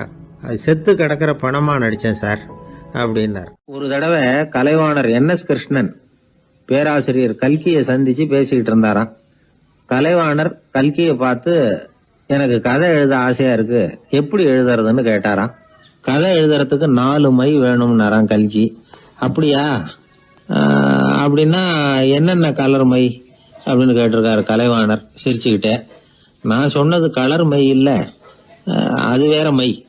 அதாவது கதை எழுதுறதுக்கு தேவைப்படுகிற 4 மை எதுன்னா, 1 திறமை, 2 பேணாமை, 3வது தனிமை, 4வது பொறுமை அப்படின்னாராம். உடனே கலைவாணர், உங்க யோசனை அருமை அப்படின்னாராம். அதுதான் கலைவாணர். பொதுவா எழுத்தாளர்கள் எழுதுற மாதிரி நடந்துக்கிறது இல்ல. ஆனா கலைவாணர் என்ன சொல்லுவாரோ அதே மாதிரி நடந்துக்குவார். எல்லாருக்கும் எல்லாம் கிடைக்கணுங்கிற கருத்தை சினிமா படங்கள்ல வலியுறுத்துவார். அதே மாதிரி நடைமுறை வாழ்க்கையிலேயே எல்லாருக்கும் எல்லாமும் கொடுப்பார். பணம், பதவி, புகழ் இப்படி எதுவுமே இல்லாத ஒரு சாதாரண மனுஷனா இருந்தா கூட இவர் மனுஷனுக்கு கொடுக்கற மரியாதையில கொஞ்சமும் குறைச்சல் இருக்காது. இந்த குணம் சாதாரணமா எல்லாருக்கும் இருக்கிறது இல்ல. அவரு சினிமா தியேட்டருக்கு போய் சினிமா பாக்குறது வழக்கம். அவரு வந்திருக்கிறாருங்கிறது தெரிஞ்சா போதும், வெளியில பிச்சைக்காரங்க கூடிடுவாங்க. இது அவருக்கு தெரியும். வெளியில நம்மளை நம்பி ஒரு கூட்டம் காத்துக்கிட்டு இருக்குமேன்னு நினைப்பார். உடனே ஒரு 100 ரூபா நோட்டை கொடுத்து சில்லறையா மாத்திட்டு வர சொல்லுவார். படம் முடிஞ்சு வெளியில வர்றப்போ சில்லறையோட வருவார். எல்லாருக்கிட்டையும் கொடுத்துருவார். ஏன்னா எல்லாரும் தேடிட்டு வருவாங்க அவரை.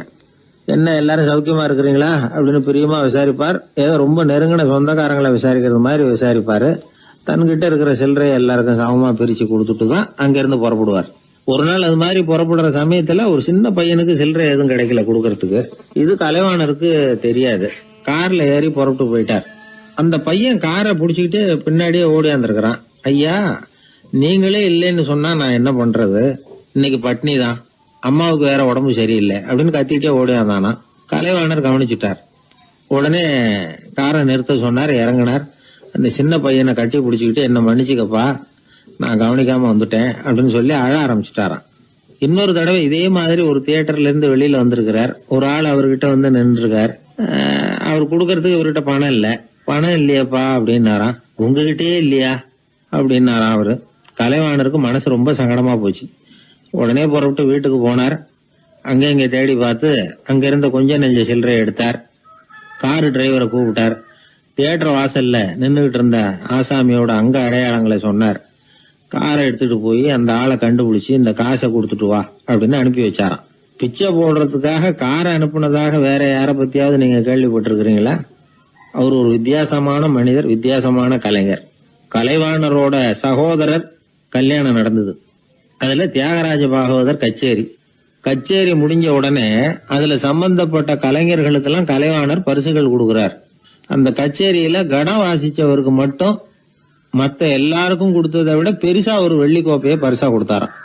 மத்தவங்களுக்கு எல்லாம் சின்னதா கொடுத்துட்டு கட வித்துவானுக்கு மட்டும் பெருசா பரிசு கொடுக்குறீங்களே ஏன்னு கேட்டிருக்கிறாங்க. அதுக்கு கலைவாணர் விளக்கம் கொடுத்தாராம். இப்பெல்லாம் ரயில்ல கூட்டம் அதிகங்கிறது உங்களுக்கு எல்லாருக்கும் தெரியும். இந்த வித்வான் இவ்வளவு பெரிய மண்பானைய ரயில்ல ரொம்ப பத்திரமா உடையாம ரொம்ப தூரத்துல இருந்து கொண்டு வந்திருக்கிறாரே, அது என்ன சாமான்யமான காரியமா? அவரோட அந்த சாமர்த்தியத்தை பாராட்டுறதுக்காக தான் அவருக்கு இவ்வளவு பெரிய பரிசு அப்படின்னு விழுந்தது. உடனே அவங்களுக்கு ஒரு ஆசை, கபீரை சந்திச்சு பேசணும் அப்படின்னு அவங்க ஆசைப்பட்டாங்க. அவங்க அப்படி ஆசைப்பட்டதுக்கு ஒரு காரணம் உண்டு. ஏன் அப்படி ஆசைப்பட்டாங்கன்னா, ரெண்டு ஞானிகளை சந்திக்க வச்சா பல அரிய தத்துவங்களை கேட்கறதுக்கு ஒரு வாய்ப்பு கிடைக்கும். அதனால அவங்க ரெண்டு பேரும் எப்படியாவது சந்திக்க வச்சிடணும் அப்படின்னு அவங்க ஆசைப்பட்டாங்க. அந்த சீடர்கள் தங்களுடைய விருப்பத்தை அவர்கிட்டயே சொன்னாங்க. இது மாதிரி அவர் கபீர் இந்த ஊர்ல இருக்கிறதா தெரியுது, சந்திச்சா தேவையில்லைன்னு. சரி, கபீரை சந்திக்கலாம், ஆனா அவரோட பேசுறத பத்தி நான் எதையும் சொல்றதுக்கு இல்லை அப்படின்னு விட்டார் பரீத். ஏன் கபீரோட நீங்க எதுவும் பேச மாட்டீங்களா அப்படின்னு கேட்டாங்க சீடர்கள். அவரோட பேசுறதுக்கு எதுவும் இல்லை. ஏன்னா எனக்கு என்ன தெரியுங்கிறது அவருக்கு தெரியும், அவருக்கு என்ன தெரியுங்கிறது எனக்கு தெரியும். அப்படி இருக்கிறப்ப நாங்க ரெண்டு பேரும் பேசிக்கிறதுக்கு என்ன விஷயம் இருக்க போகுது அப்படின்னாரு அவர். இங்க நிலைமை இப்படி. கபீர் இருக்கிற இடத்துல என்ன நடந்தது தெரியுமா? இது மாதிரி பரீத் காசிக்கு வந்திருக்கிறார் அப்படிங்கிற விஷயம் கபீரின் சீடர்களுக்கு தெரிஞ்சது. உடனே அவங்களும் நீங்க ஷேக் பரீத்தை சந்திச்சு பேசணும்னு அவர்கிட்ட கேட்க ஆரம்பிச்சாங்க. அதுக்கு கபீர் சொன்னாராம், நாங்க ரெண்டு பேரும் சந்திச்சுக்கிட்டா ஒருத்தர் கட்டி தழுவிக்குவோம், ஆனந்த கண்ணீர் வடிப்போம், வார்த்தைகளால பரிமாறிக்கிறதுக்கு எங்ககிட்ட எதுவும் இல்லை அப்படின்னாராம். இருந்தாலும் ரெண்டு பக்கத்துல இருந்த சீடர்களும் அப்படி நினைக்கல. எப்படியும் இவங்க சந்திச்சுக்கிட்டா கொஞ்சமாவது பேசாம இருக்க முடியாது, ஏதாவது பேசிக்குவாங்க அப்படின்னு நினைச்சாங்க. அதனால தொடர்ந்து வற்புறுத்தினாங்க. கபீர் பரீத்தை தன்னுடைய ஆசிரமத்துக்கு அழைச்சார். அந்த ஊரின் எல்லைக்கே போய் அவரை அழைச்சிட்டு வந்தார். ரெண்டு பேரும் சந்திச்சாங்க. ஒருத்தர் கட்டி பிடிச்சுக்கிட்டாங்க. ஒருத்தர் கைய ஒருத்தர் பிடிச்சபடியே ரொம்ப நேரம் நின்றுட்டு இருந்தாங்க. ஆனந்த கண்ணீர் வழிஞ்சுது. கபீர் ஆசிரமத்துல ரெண்டு பேரும் மௌனமா உட்கார்ந்துருக்காங்க. ஏதாவது பேசுவாங்கன்னு சொல்லி எதிர்பார்த்துக்கிட்டே ரெண்டு பக்கமும் சீடர்கள் காத்துக்கிட்டு இருக்கிறாங்க. பேசுங்கன்னு சொல்லியும் பார்த்தாங்க. அதை கேட்டதும் லேசா சிரிச்சாங்களே தவிர எதுவுமே பேசிக்கலையா. ஒரு நாள் பூரா இப்படியே போயிட்டுது. அதுக்கப்புறம் பரீத் கபீர் கிட்ட விடைபெற்றுக்கிட்டு புறப்பட்டார். ஏன் நீங்க பேசல அப்படின்னு சொல்லி கபீரின் சீடர்கள் கேட்டாங்களாம். அதுக்கு கபீர் சொன்னார், நாங்க ரெண்டு பேரும் உணர்ந்ததை சொல்றதுக்கு வார்த்தைகள் கிடையாது. எல்லாமும் உணர்ந்த பரீத் கிட்ட பேசுறதுக்கு என்கிட்ட எதுவும் இல்லை, அதனால பேசல அப்படின்னார். இதே மாதிரி பரீத்தின் சீடர்களும் அவர்கிட்ட கேட்டிருக்கிறாங்க, ஏன் நீங்க பேசலன்னு. எங்க ரெண்டு பேர்ல யாராவது ஒருத்தர் பேச ஆரம்பிச்சிருந்தாலும் அதை போல முட்டாள்தனம் வேற எதுவும் இருக்க முடியாதுன்னாரு அவரு. ஞானிகள் ரெண்டு பேரும் பேசி இருந்தா என்ன ஒரு தெளிவு கிடைக்குமோ அதை விட அதிகமான தெளிவு கிடைச்சதான் சீடர்களுக்கு. உண்மையின் வடிவமான பரம்பொருள் பேசப்பட வேண்டிய ஒன்றல்ல, அது உணரப்பட வேண்டிய ஒன்று அப்படிங்கறத அவங்க புரிஞ்சுக்கிட்டாங்களாம். ஒரு கணவனும் மனைவியும் ரொம்ப நாள் ஒருத்தர் பிரிஞ்சிருந்தாங்க. பல வருஷங்களுக்கு அப்புறம் அவங்க சந்திச்சாங்க. சந்திச்ச உடனே ஏதாவது பேசலாம்ல, பேசல. ரெண்டு பேருமே மௌனமா இருந்தாங்க. இந்த ஞானிகள் மாதிரி ஒருத்தர் ஆர்வமா பாத்துக்கிட்டாங்க. அவ்வளவுதான். அந்த கணவனை தனியா கூப்பிட்டுக்கிட்டு போய் ஒருத்தர் விசாரிச்சார். ஏன்பா இவ்வளவு நாள் கழிச்சு சந்திக்கிறீங்க, நீயாவது முதல்ல வாயை திறக்கப்படாதான்னார். அதுக்கு அவர் சொன்னார், ஏற்கனவே நான் வாயை திறந்ததுனால தானே சார் இவ்வளவு காலமும் பிரிஞ்சு இருக்கிறது மாதிரி ஆச்சு, அதனால அவசரப்படாம பொறுமையா இருக்கிறேன் அப்படின்னாராம். அதனால பேச்சு பெருசுதான், இருந்தாலும் மௌனம் அதை விட பெரியது அப்படிங்கறத ஒரு வாழ்வியல் உண்மையாக நாம புரிஞ்சுக்கணும். ஒருத்தர் முகத்தை தொங்க போட்டுக்கிட்டு ஒரு மாதிரியா வந்தார்.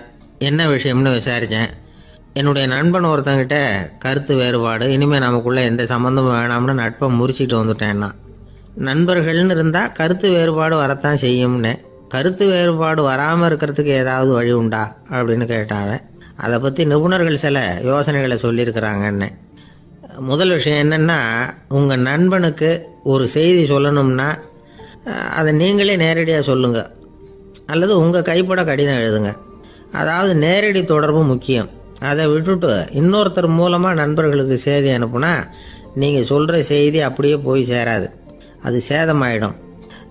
கூட்டி குறைச்சி சொல்லிவிடுவாங்க, அது குழப்பத்தில் கொண்டாந்து விட்டுரும். இது ஒரு யோசனை.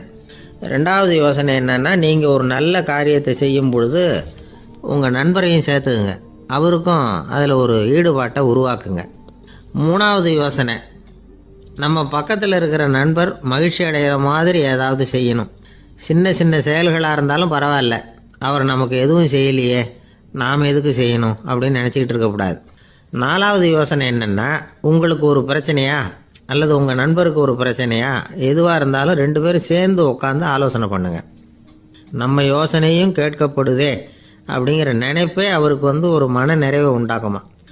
5வது யோசனை, உங்கள் நண்பர் ஏதோ ஒரு காரியத்தை செய்கிறார், நீங்கள் உடனே அவசரப்பட்டு நீ செய்கிறது தப்புன்னு தீர்ப்பு சொல்லக்கூடாது. அவர் அதை செய்யறதுக்கான நியாயங்கள் எவ்வளவோ இருக்கும், அதை புரிஞ்சுக்கிறதுக்கு முயற்சி பண்ணணும். 6வது யோசனை, உங்கள் நண்பர் என்ன சொன்னாலும் அதை பொறுமையாக கேளுங்க. அவர் சொல்கிறத புரிஞ்சுக்கணும், அவர் சொல்ல விரும்புகிறத புரிஞ்சுக்கணும், அவர் சொல்ல முடியாமல் தவிக்கிறதையும் புரிஞ்சுக்கணும்.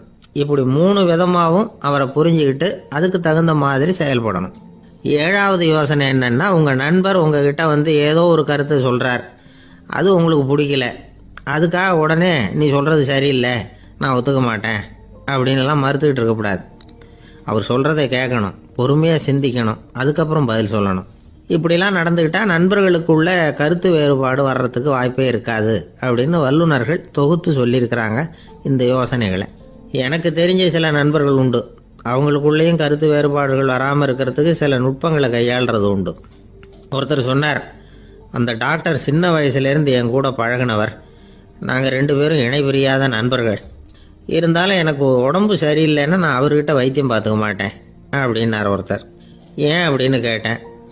எங்கள் நட்பு கெட்டுப்படக்கூடாது இல்லையா, அதனால தான் அப்படின்னாரு இவர். எதிர்காலத்தை நினைச்சா எனக்கு ரொம்ப பயமா இருக்கு சார் அப்படின்னு சொல்றவங்க நிறைய பேர் இருக்கிறாங்க. அதாவது பயப்படாத மனிதர்கள்னு யாருமே கிடையாது. ஒவ்வொருத்தருக்கும் ஒவ்வொரு விதமான பயம் இருந்தாலும் ஒட்டுமொத்தமா பாக்குறப்போ மனிதனுக்கு 6 விதமான பய உணர்வுகள் வரலாம் அப்படின்னு பெரியவங்க சொல்றாங்க. எல்லா விதமான பயமும் இந்த 6 வகைக்குள்ள அடக்கம். அந்த 6 வகை பயமும் 6 எதிரிகள் மாதிரியாம். 6 எதிரிகளையும் புரிஞ்சுக்கிட்டோம்னா போதும், வாழ்க்கையில சுலபமா வெற்றி அடைய முடியும். சரி, அந்த 6 வகை பயம் என்னென்ன அப்படின்னு பார்ப்போம். முதல்ல வறுமை பற்றிய பயம், 2வது பழிச்சொல் பற்றிய பயம், 3வது உடல் நலம் பாதிப்பு பற்றிய பயம், 4வது என்னன்னா காதல் தோல்வி, 5வது முதுமை, 6வது மரணம். அதாவது பயப்படுறதுங்கிறது ஒரு மனநிலை தான். இந்த மனநிலையை கட்டுப்படுத்த முடியும், திசை திருப்ப முடியும். சரி, இந்த பயங்களின் அறிகுறிகள் எப்படி இருக்கும்?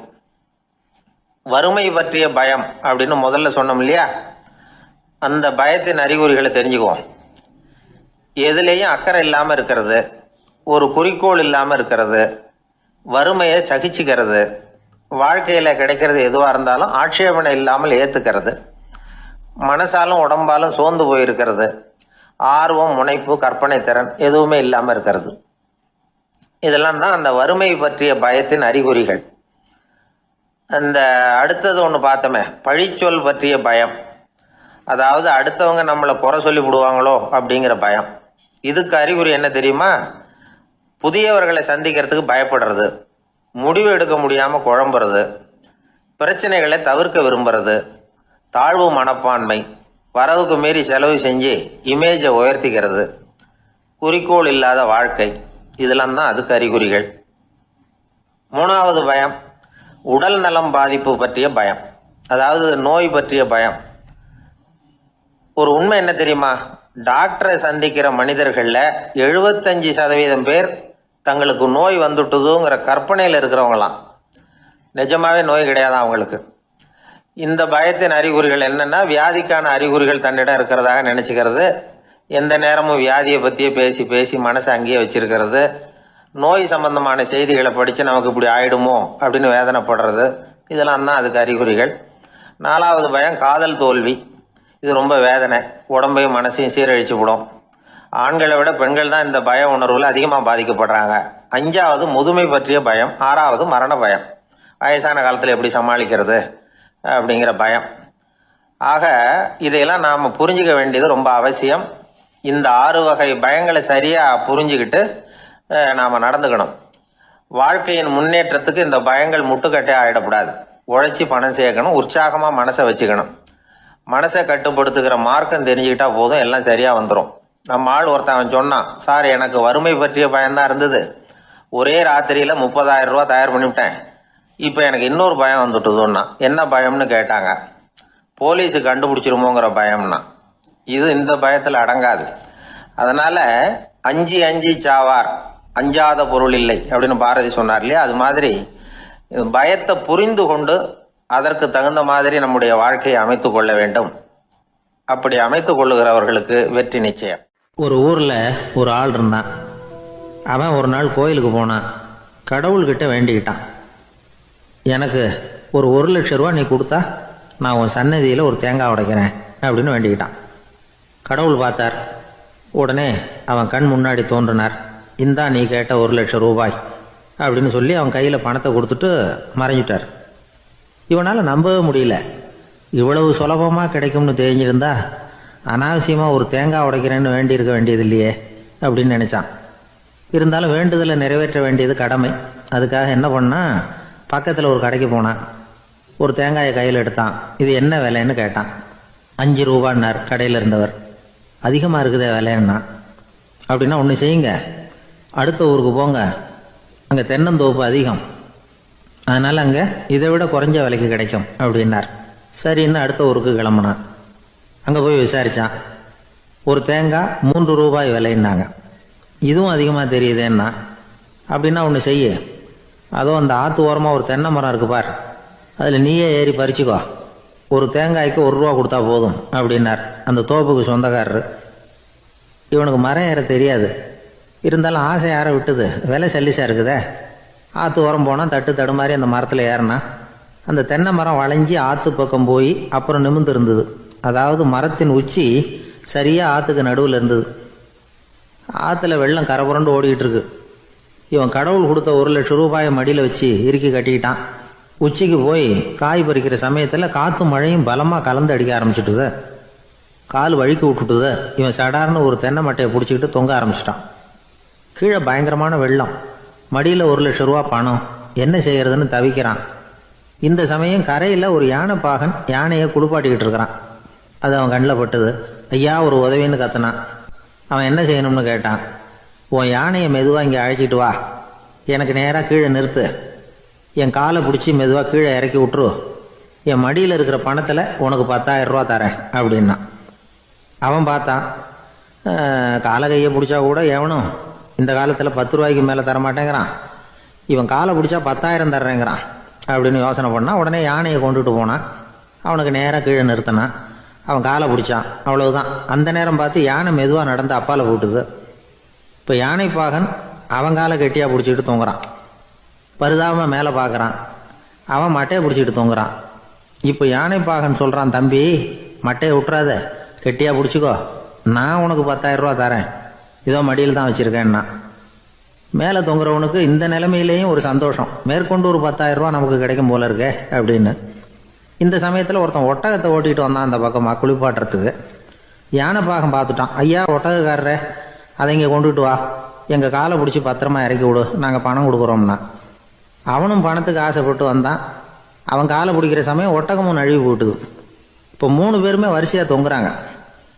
ஒட்டகக்காரன் கத்துறான், தம்பி மட்டையை விட்டுறாத, கெட்டியாக பிடிச்சிக்கோ, நான் என் மடியில் இருக்கிற 5,000 உனக்கு தந்துடுறேன்னா.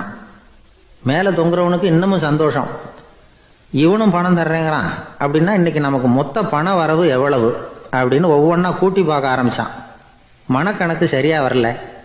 அதனால் அப்படியே விரலை விட்டு எண்ண ஆரம்பித்தான். அவ்வளவுதான், மட்டையை விட்டுட்டு கை நழுவி வந்துட்டுது. 3 பேரும் பொத்துன்னு ஆற்றுல விழுந்தாங்க.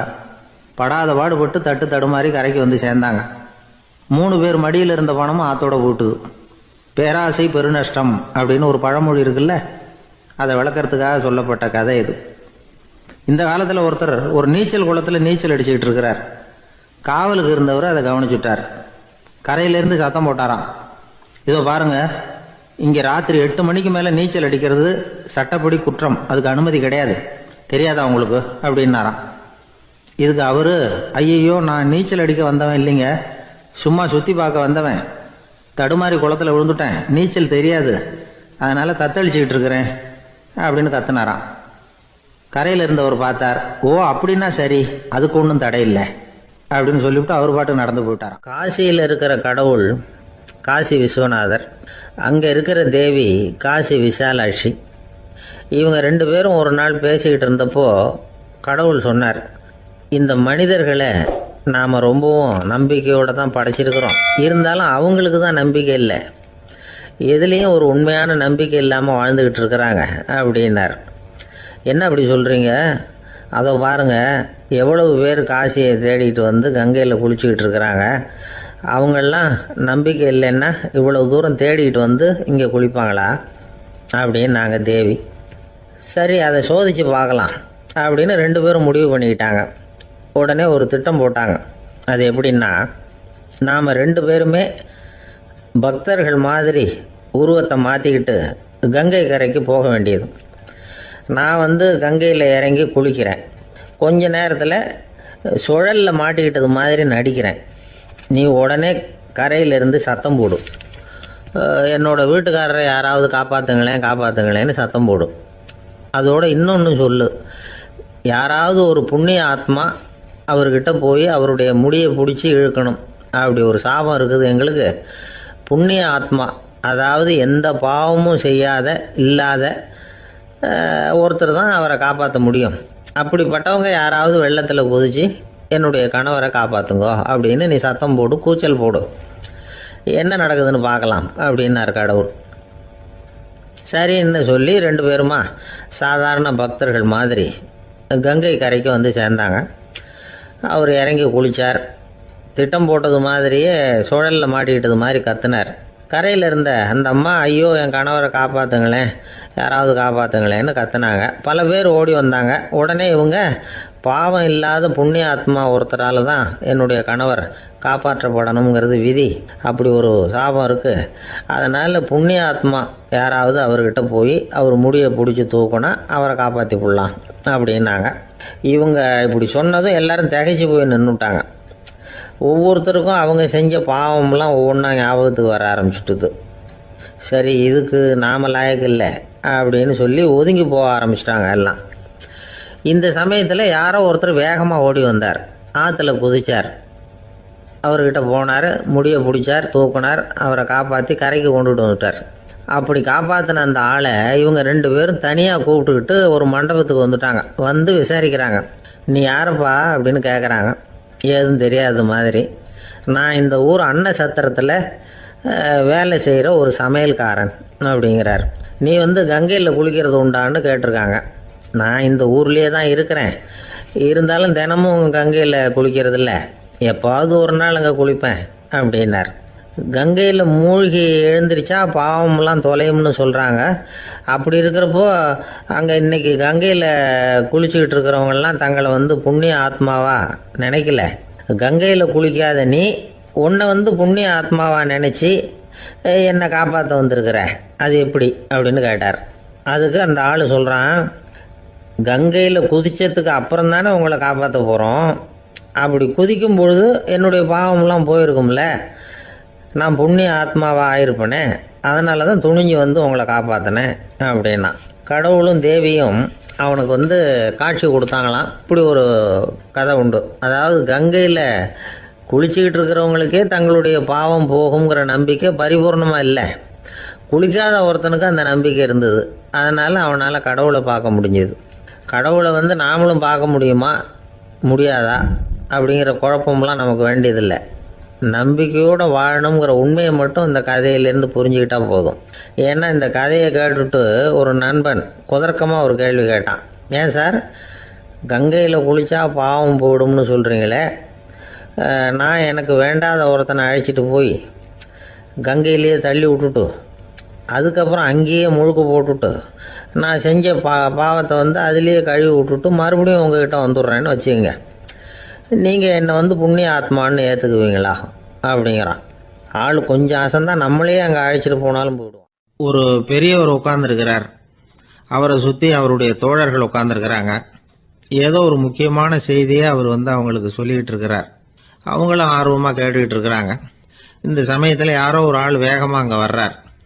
வர்ற வேகத்திலேயே எனக்கு ஏதாவது உதவி செய்யுங்க அப்படின்னு கேட்டுக்கிட்டே வர்றார். கேட்கறது உதவி, ஆனால் குரல் வந்து மிரட்டுறது மாதிரி இருக்கு, அதட்டி கேட்கறது மாதிரி இருக்கு.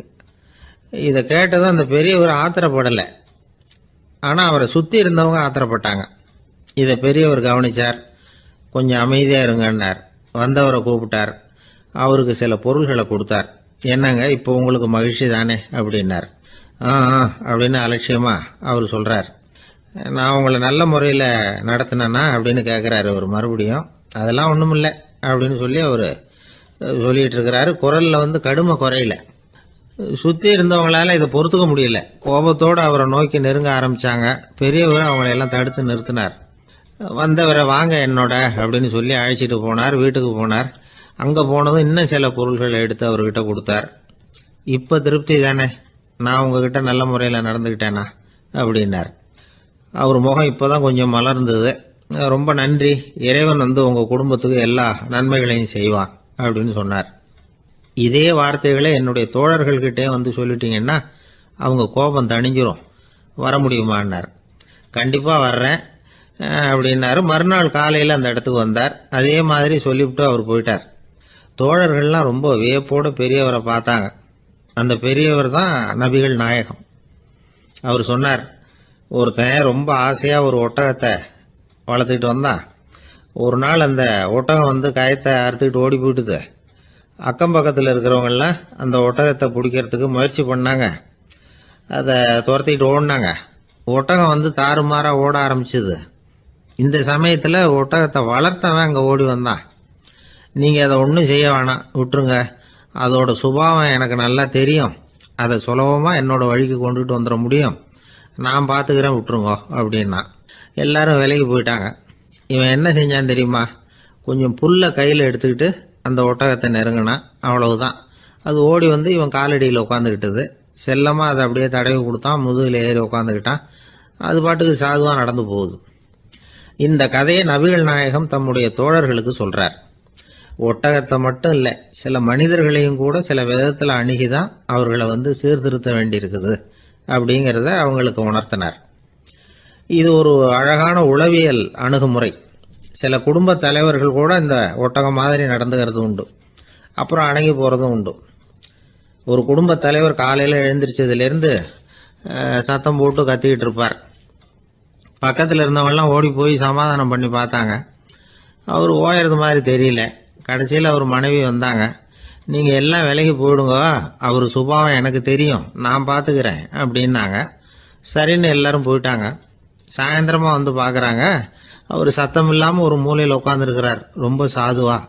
ஆச்சரியமாக இருந்தது. என்னம்மா பண்ணீங்கன்னு கேட்டாங்க. அது ஒன்றும் இல்லைங்க, ஒரு வேளை சாப்பாட்டை நிறுத்தினேன், பட்னி போட்டேன், அவ்வளவுதான் அப்படின்னாங்க அந்த அம்மா. ஒரு பள்ளிக்கூடம் வகுப்பு நடந்துகிட்டு இருக்கு. ஆசிரியர் பாடம் நடத்திக்கிட்டு இருக்கிறார். நடத்தி முடிச்ச உடனே கேட்டார், மாணவர்களே, இதுவரைக்கும் நான் நடத்தின பாடத்தில் உங்களுக்கு ஏதாவது சந்தேகம் இருக்கா அப்படின்னு கேட்டார். அப்புறம் ஒவ்வொருத்தராக கேட்டார். ஒரு மாணவன் எழுந்திரிச்சான். சார், எனக்கு சந்தேகம் எதுவுமே இல்லைன்னா. ஏன்னு கேட்டார். ஏன்னா எனக்கு நீங்கள் நடத்தின பாடம் தெளிவாக புரிஞ்சுட்டுது, அதனால் சந்தேகம் வரலன்னா. இன்னொரு மாணவன் எழுந்திரிச்சான். சார், எனக்கும் சந்தேகம் எதுவும் இல்லைன்னா. ஏண்டான்னு கேட்டார். ஏன்னா எனக்கு நீங்கள் நடத்தின பாடம் எதுவுமே புரியல, அதனால் சந்தேகம் வரல அப்படின்னா. இந்த இடத்துல நாம் கொஞ்சம் சிந்திச்சு பார்க்கணும். இந்த உலகத்தில் எல்லாம் புரிஞ்ச ஒருத்தனுக்கும் சந்தேகம் வராது, எதுவுமே புரியாத ஒருத்தனுக்கும் சந்தேகம் வராது. அறகுறையாக புரிஞ்சுக்கிட்டவன் இருக்கான் பாருங்க, அவனுக்கு தான் அடிக்கடி சந்தேகம் வரும். ஆக மாணவர்களை இந்த 3 வகையாக பிரிக்கலாம். அதே மாதிரி தான் மனிதர்களையும் 3 வகையாக பிரிக்கிறாங்க ஆன்மீகவாதிகள். ஒரு ஆன்மீக பெரியவர் என்ன சொல்றார் தெரியுமா? இந்த உலகத்தில் 3 வகையான மனிதர்கள் இருக்கிறாங்களாம். முதல் வகை எப்படி தெரியுமா? இவங்களுக்கு எதையும் தெரிஞ்சுக்கணுங்கிற அவசியமே கிடையாது. ஏன்னா அவங்களுக்கு எல்லாமும் தெரியும். இவங்க ஞானத்தின் முழு வடிவா இருக்கிற காரணத்தினால அவங்களுக்கு எந்த சந்தேகமும் இல்லை, எந்த கேள்விகளும் கிடையாது. இந்த நிலையில இருக்கிறவன் கிருஷ்ணன். எல்லாத்துக்கும் விட தெரிஞ்சுக்கிட்ட நிலையில அவன் விடையாக மாறிவிட்டான் அப்படின்னு சொல்லுவாங்க. ரெண்டாவது நிலையில இருக்கிறவன் அர்ஜுனன். இவனுக்கு எப்ப பார்த்தாலும் கேள்விதான், சந்தேகம்தான்.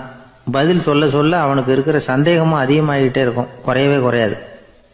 அர்ஜுனன் மாதிரி உள்ளவங்க எப்பவும் கேள்வி கேட்டுக்கிட்டே இருப்பாங்க. ஒரு கேள்விக்கு விட கிடைச்சுட்டுன்னு வைங்க, உடனே இன்னொரு கேள்வி அவங்க கிட்ட இருந்து வரும். கிருஷ்ணனுடைய நிலை எப்படின்னா அது கேள்விகளே அற்ற ஒரு நிலை. அர்ஜுனனுடைய நிலை எப்படின்னா அது கேள்விகளை தவிர வேறு எதுவும் அற்ற ஒரு நிலை. இவங்களை தவிர இன்னொரு ஆள் இருக்கிறான், அவனுக்கும் கேள்விகள் அற்ற ஒரு நிலை தான். அவன் யாருன்னா துரியோதனன். இவனுக்கு தெரிஞ்சுக்கணுங்கிற எண்ணமே சுத்தமா கிடையாது. ஆவலே இல்லைங்கிறதுனால அதை புரிஞ்சுக்கணுங்கிற அவசியமும் இல்லை. அதனால அவனுக்கு கேள்விகள் அற்ற ஒரு நிலையில அவன் இருந்துகிட்டு இருக்கிறான். எல்லா பதிலும் தெரிந்து கொண்ட நிலையில கிருஷ்ணனும் கேள்விகள் அற்ற நிலையில இருக்கிறான். தெரிஞ்சுக்கணுங்கிற ஆவலே இல்லாத துரியோதனனும் கேள்விகள் அற்ற நிலையிலே இருக்கிறான். இப்படியும் இல்லாம அப்படியும் இல்லாம ரெண்டும் கெட்ட நிலையில இருக்கிறானே, அவன் தான் அர்ஜுனன். அதனால பெரியவங்கள்லாம் என்ன சொல்றாங்கன்னா, இந்த உலகத்துல அர்ஜுனன்களா இருக்கிறவங்க ஒண்ணு துரியோதனனா மாறிடணும், இல்லைன்னா கிருஷ்ணனா மாறிடணும். இதை தவிர வேற வாய்ப்பு இல்லை. துரியோதனன் மாதிரி உள்ளது விலங்கு நிலை, கிருஷ்ணன் மாதிரி உள்ளது தெய்வ நிலை. அர்ஜுனன் விலங்காவும் ஆக முடியல, தெய்வமாவும் ஆக முடியல. இப்படி ரெண்டும் கெட்டானா இருக்கிற வரைக்கும் இந்த கேள்விகளும் பிரச்சனைகளும் இருந்துகிட்டே தான் இருக்கும். இதுதான் பெரியவர்கள் சொல்லுகிற அனுபவ உண்மை. ஒரு ஆசிரியர் ரொம்ப விரிவா விளக்கமா பாடம் நடத்தின பிறகு, மாணவர்களே ஏதாவது சந்தேகம் இருந்தா கேளுங்கன்னாராம். ஒரு மாணவன் எழுந்திருச்சான். சார், எனக்கு ஒரு சந்தேகம்னா. என்னன்னு கேட்டார். இது வரைக்கும் என்ன பாடம் சார் நடத்துனீங்க அப்படின்னா அந்த பையன். ஒரு ஊர்ல ஒரு பெரியவர் இருந்தார். அவரு ஒரு கோடீஸ்வரர். நிறைய நல்ல காரியங்கள்லாம் செஞ்சுக்கிட்டு இருந்தார். அவரை தேடி நிறைய பேர் வருவாங்க. இவரும் தன்னால முடிஞ்ச உதவி அவங்களுக்கு செய்வார். ஒரு சமயம் 3 பிச்சைக்காரர்கள் இவரை தேடி வந்தாங்க. ஏதாவது பொருள் உதவி பெறலாம்னு நினைச்சு 3 பேரும் ஒரே நேரத்துல வரல, தனித்தனியா வந்தாங்க. முதல் பிச்சைக்காரன் காலையில வந்தான். இவர் முன்னாடி நின்னான். ஐயா, எனக்கு 5 ரூபா வேணும், தயவு பண்ணி கொடுங்க அப்படின்னு கேட்டான். இவன் அப்படி கேட்டது அவருக்கு கோவம் வந்துட்டுது. என்ன இது, நான் ஏதோ உங்ககிட்ட கடன் பட்டிருக்கிறது மாதிரியும் அதை திருப்பி கொடுன்னு கேட்கறது மாதிரியும் இருக்குது. இவ்வளவு அதிகாரத்தோட பிச்சை கேட்கிறேன், எவ்வளவு துணிச்சல் உனக்கு 5 ரூபாயெல்லாம் தர முடியாது, இந்த 2 ரூபா எடுத்துட்டு ஓடு அப்படின்னு சொல்லி ஒரு 2 ரூபாயை தூக்கி எறிஞ்சார். அவன் அதை எடுத்துக்கிட்டு அங்கிருந்து போயிட்டான். அடுத்தபடியா மத்தியானமே ஒரு பிச்சைக்காரன் வந்தான். இவன் எப்படி கேட்டான் தெரியுமா? ஐயா, 10 நாளா ஒருவேளை உணவு கூட சாப்பிடல, தயவு பண்ணி எனக்கு உதவி பண்ணுங்கன்னா. உனக்கு எவ்வளவு வேணும்னு கேட்டார். நீங்களா பார்த்து எவ்வளவு கொடுத்தாலும் அது எனக்கு போதும்னா. இந்தா 10 ரூபா, இதை வச்சுக்கோ, ஏதாவது வாங்கி சாப்பிடுனார். அவன் அந்த 10 ரூபாய வாங்கிட்டு போயிட்டான். அதுக்கப்புறமா சாயந்தரமா 3வது பிச்சைக்காரன் வந்தான். இவன் கேட்ட விதம் எப்படி தெரியுமா? மகாராஜா, உங்களுடைய உயர்ந்த குணத்தை பத்தி நான் நிறைய கேள்விப்பட்டிருக்கிறேன். அதனால உங்களை பார்த்து தரிசனம் பண்ணிவிட்டு போகலாம்னு வந்தேன். அற வழியில வாழ்ந்து கொண்டிருக்கிற நீங்கள் தான் கண்கண்ட தெய்வம் அப்படின்னா. உடனே அந்த பெரியவர் என்ன சொன்னார் தெரியுமா? ஐயா, தயவு பண்ணி உட்காருங்க, நீங்க ரொம்ப களைச்சு போய் வந்திருக்கிறீங்க, முதல்ல சாப்பிடுங்க, மத்ததெல்லாம் அப்புறம் பார்க்கலாம்னு சொல்லி அவனை உட்கார வச்சு சாப்பாடு போட்டார். அவன் சாப்பிட்டு முடிச்சான். அதுக்கப்புறம் இவர் கேட்டார், இப்ப சொல்லுங்க, நான் என்ன பண்ணணும் உங்களுக்குன்னார். அந்த பிச்சைக்காரன் இந்த அன்புக்கு நிகழ்ந்து, ஐயா, பசியோட வந்தேன், அறுசுவை விருந்தே படைச்சுட்டீங்க, அது போதும், எனக்கு வேற எதுவும் தேவையில்லை. நீங்க என் பேர்ல காட்டுற அன்பை நான் எப்பவும் மறக்க மாட்டேன். உங்களுக்கு எல்லாம் நல்லபடியா நடக்கும், உங்களுக்கு ஒரு குறையும் வராதுன்னா. இவனுடைய பரிவான இந்த வார்த்தைகள் அவர் மனசை தொட்டுது. அவன் பேர்ல இருந்த அன்பு பல மடங்கு அதிகமாச்சு. அதோட விளைவு என்ன தெரியுமா? இதோ பாருப்பா, இனிமே நீ வெளியில எங்கேயும் போக வேணாம், இங்கேயே இருந்துருன்னார். தன்னுடைய பங்களாவுக்கு பக்கத்திலேயே அந்த ஆளுக்கு ஒரு வீடும் கட்டி கொடுத்தார். கடைசி வரைக்கும் அந்த ஆளை தனக்கு பக்கத்திலேயே வச்சுக்கிட்டார். இந்த கதையை சுவாமி சிவானந்தர் சொல்லியிருக்கிறார். இறைவன் அந்த கோடீஸ்வரன் மாதிரியான். அந்த 3 வகையான பிச்சைக்காரர்களும் 3 வகையான பக்தர்களாம். இன்றைக்கு உள்ள பக்தர்கள்லாம் இந்த 3 வகையில ஒரு வகையை சேர்ந்தவங்களா தான் இருப்பாங்க. முதல் வகை தான் அதிகமா இருக்கும், 3வது வகை ரொம்ப அபூர்வம்.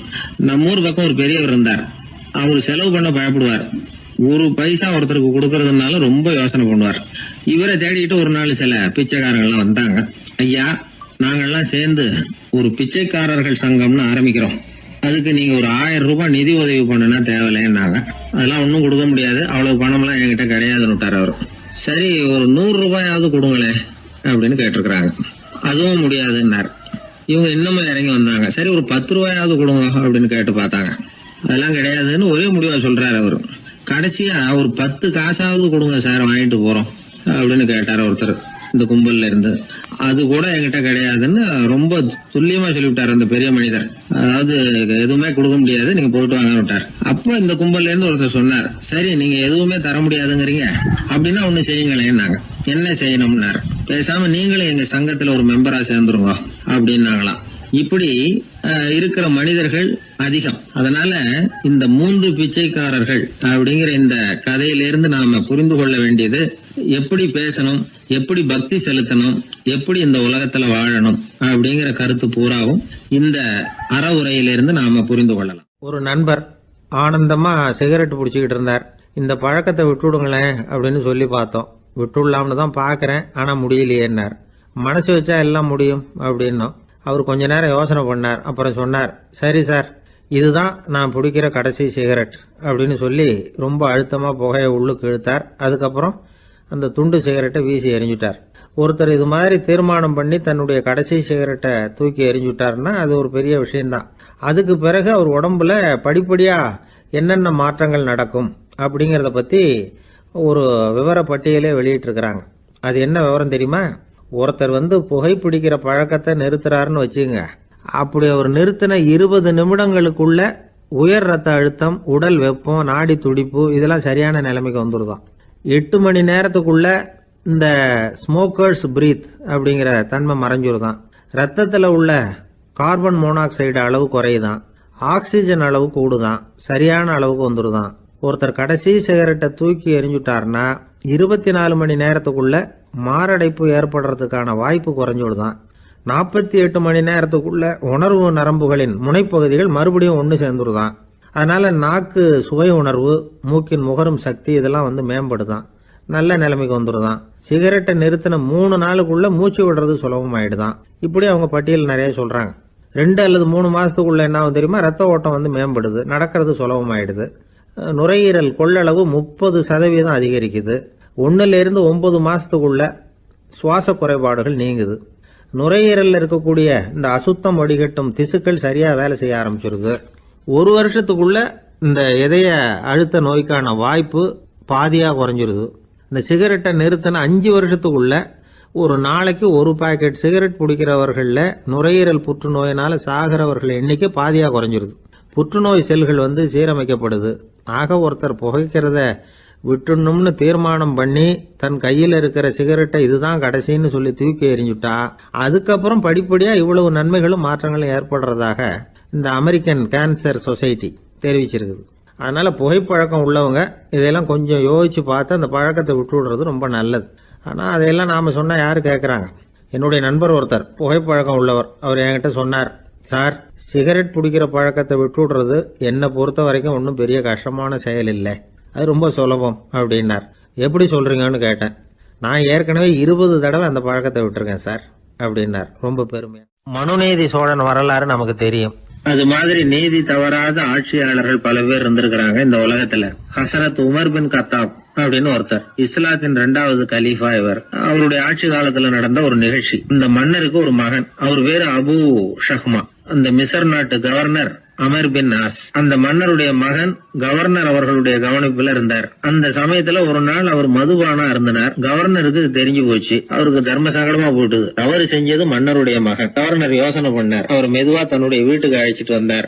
அதிகமா அவரை கஷ்டப்படுத்தாம ஒரு சின்ன தண்டனை கொடுத்து பிரச்சனையை தீர்த்துட்டார். ஏதோ பேருக்கு ஒரு தண்டனை, அவ்வளவுதான். இது நடந்து கொஞ்ச நாள் கழிச்சு மன்னருக்கு இந்த விஷயம் தெரிஞ்சு போச்சு. தன்னுடைய மகன்கிறதுனால கவர்னர் லேசான தண்டனையோட விட்டுட்டார் அப்படிங்கறத புரிஞ்சுக்கிட்டார். உடனே கவர்னருக்கு தகவல் அனுப்பினார். அமர் பின் ஆஸ் அவர்களே, என்னுடைய மகன் மதுபானம் அருந்தி இருக்கிறான், அது உங்களுக்கு தெரிஞ்ச உடனே தண்டனை கொடுத்திருக்கிறீங்க. கலீஃபாவின் மகன்கிற காரணத்தினால குறைவான தண்டனையை கொடுத்ததாக கேள்விப்படுறேன். இது ஷரியத்தின்படி மாபெரும் குற்றம். உங்களுடைய நடத்தையும் மன்னிக்க கூடியதல்ல. இந்த கடிதம் கண்ட உடனே மகன் அபு ஷஹ்மாவை மதீனாவுக்கு அனுப்பி வைக்க வேண்டியது அப்படின்னு கடிதம் எழுதினார். அதை பார்த்தார் கவர்னர். உடனே கலீஃபாவின் மகனை மதீனாவுக்கு அனுப்பி வச்சார். மன்னர் முன்னாடி நீதி விசாரணை நடக்குது. தன்னுடைய மகனுக்கு சவுக்கு தூக்கடி வழங்கும்படியா உத்தரவிடுறார் ஹசரத் உமர் பின் கத்தாப். தண்டனை நிறைவேற்றப்பட்டது. கூடியிருந்தவர்கள்லாம் ஐயா கொஞ்சம் கருணை காட்டுங்க அப்படின்னு சொல்லி மன்னர்கிட்ட வேண்டிக்கிட்டாங்களாம். இந்த வேண்டுகோளை மன்னர் ஏத்துக்கல. நீதியின் முன்னால் தந்தை மகன் அன்பு நேசம் உறவு இந்த முறைகளை எல்லாம் கவனிக்க முடியாது. குற்றம் செஞ்சவர் தண்டிக்கப்பட வேண்டியவர், அவர் யாரா இருந்தாலும் சரி அப்படின்னாராம். எல்லா ஆட்சியாளர்களுமே கவனிக்க வேண்டிய ஒரு செய்தி இது. அவர் ஒரு நாள் தன்னுடைய அரசாங்க கணக்கு வழக்குகளை பார்த்துட்டு இருக்கிறார். அந்த சமயத்துல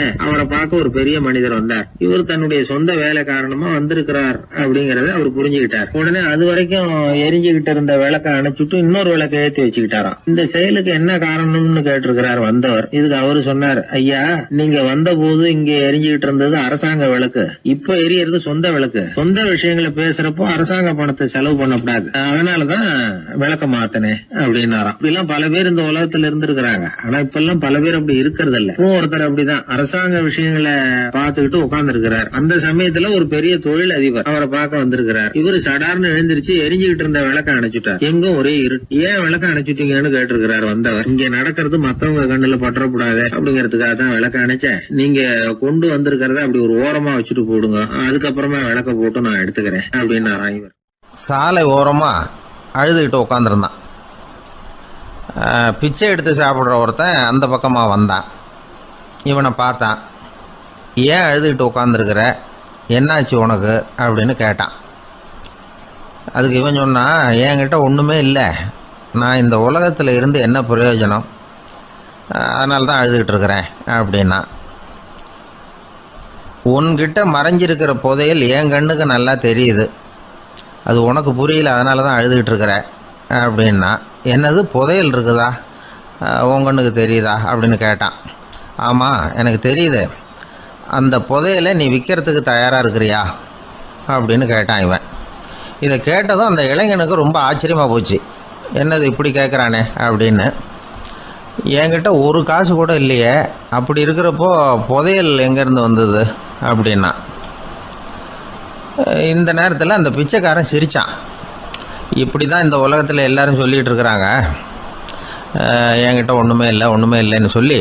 ஆனால் அவங்கக்கிட்ட தான் புதையல் இருக்குது, நீ வேணும்னா என் கூட வா, நம்ம நாட்டு அரசர்கிட்ட போவோம், உங்ககிட்ட இருக்கிற புதையலை அவர் நல்ல விலைக்கு எடுத்துக்குவார் அப்படின்னா. அது எப்படி உனக்கு தெரியும்னா, இதுக்கு முன்னாடியும் இது மாதிரி பல பேரை நான் ராஜா கிட்ட அழைச்சிட்டு போயிருக்கிறேன், அதனால தான் உன்னை பார்த்தேன், உன்னையும் கூப்பிடுறேன், நீ சரின்னு சொன்னால் உன்னை அழைச்சிட்டு போகிறேன், உங்ககிட்ட இருக்கிற புதையலை அவர் நல்ல விலை கொடுத்து எடுத்துக்குவார் அப்படின்னு சொன்னான். இவன் இப்படி சொல்கிறதும் அந்த இளைஞனுக்கு ஒன்றுமே புரியல. இது என்னது இந்த ஆள் இப்படி சொல்லிகிட்டு இருக்கிறான், நம்மக்கிட்ட என்ன இருக்குது, அதுவும் இல்லாமல் இவனே பிச்சை எடுத்து சாப்பிட்டுக்கிட்டு இருக்கிறான், இவன் போய் நம்மளை ராஜா கிட்ட அழைச்சிட்டு போகிறதா போகிறேங்கிறானே என்ன அப்படின்னு சொல்லி அவன் யோசனை பண்ணான். என்ன யோசிக்கிற, உனக்கு பணம் வேணும்னா என்னோட வா அப்படின்னா. இளைஞன் ஒரு முடிவுக்கு வந்தான். சரி, இங்கேயே உட்காந்துக்கிட்டு இருக்கிறத விட அங்கேயாவது போய் பார்ப்போமே, இங்கே அழுதுட்டு உட்காந்துருக்கிறதுல என்ன பிரயோஜனம், ஏதோ கூப்பிட்றான் போய் பார்த்துட்டு வருவோமே அப்படின்னு சொல்லி அவன் கூட புறப்பட்டான். பிச்சைக்காரன் முன்னாடி போயிட்டே இருக்கிறான், இந்த இளைஞன் பின்னாடி நடந்து போயிட்டுருக்கான். ரெண்டு பேரும் அரண்மனையை நோக்கி போகிறாங்க. பாதி வழி போயிருப்பாங்க. வழியில் அந்த பிச்சைக்காரன் சொன்னான், இதை பாரு, முன்னாடியே சில விஷயங்களை நாம் பேசிக்க வேண்டியிருக்கு, சரியாக தெளிவாக முடிவு எடுத்துக்கிட்டு அதுக்கப்புறம் ராஜாக்கிட்ட போகணும். ஏன்னா அங்கே போய் அது முடியாது இது முடியாதுன்னு நாம் நமக்குள்ளே சண்டை போட்டுக்கிட்டு இருக்க முடியாது. ராஜாவுக்கு விலையை பற்றி கவலையே இல்லை, எவ்வளவு சொன்னாலும் நமக்கு பணம் கிடச்சிரும். ஆனால் அதுக்கப்புறம் நான் இதை விற்கிறதுக்கு தயாராக இல்லைன்னு சொல்லிடக்கூடாது.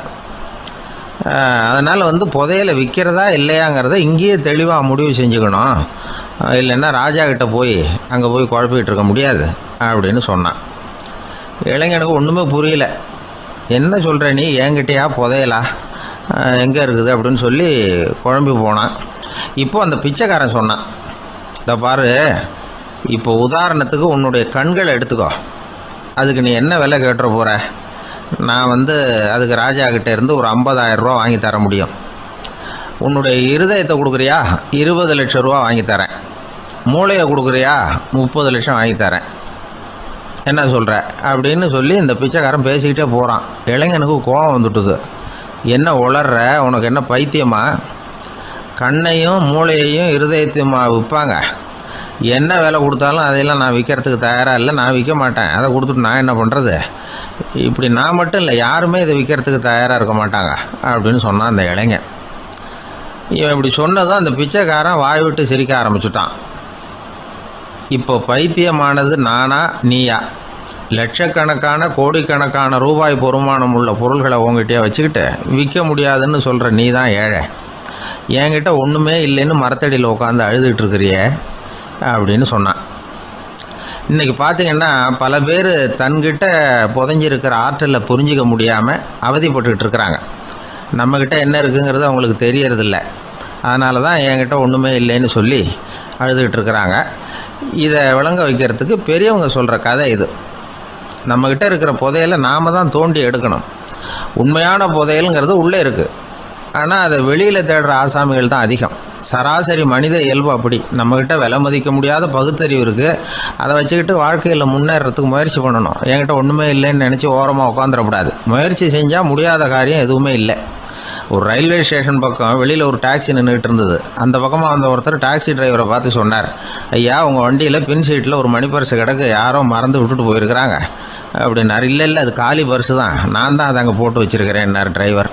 ஏன்னு கேட்டார் அவர். இதுக்கு டிரைவர் சொன்னார், அதை பார்க்குற யாராவது அதை எடுத்துக்கலாம்ங்கிற ஆசையிலையாவது சவாரிக்கு வருவாங்க, அதுக்காக தான் போட்டு வச்சுருக்கிறேன் அப்படின்னார். ஒரு சீன தேசத்து அரசர் இருந்தார். அவருக்கு வயசாயிட்டுது.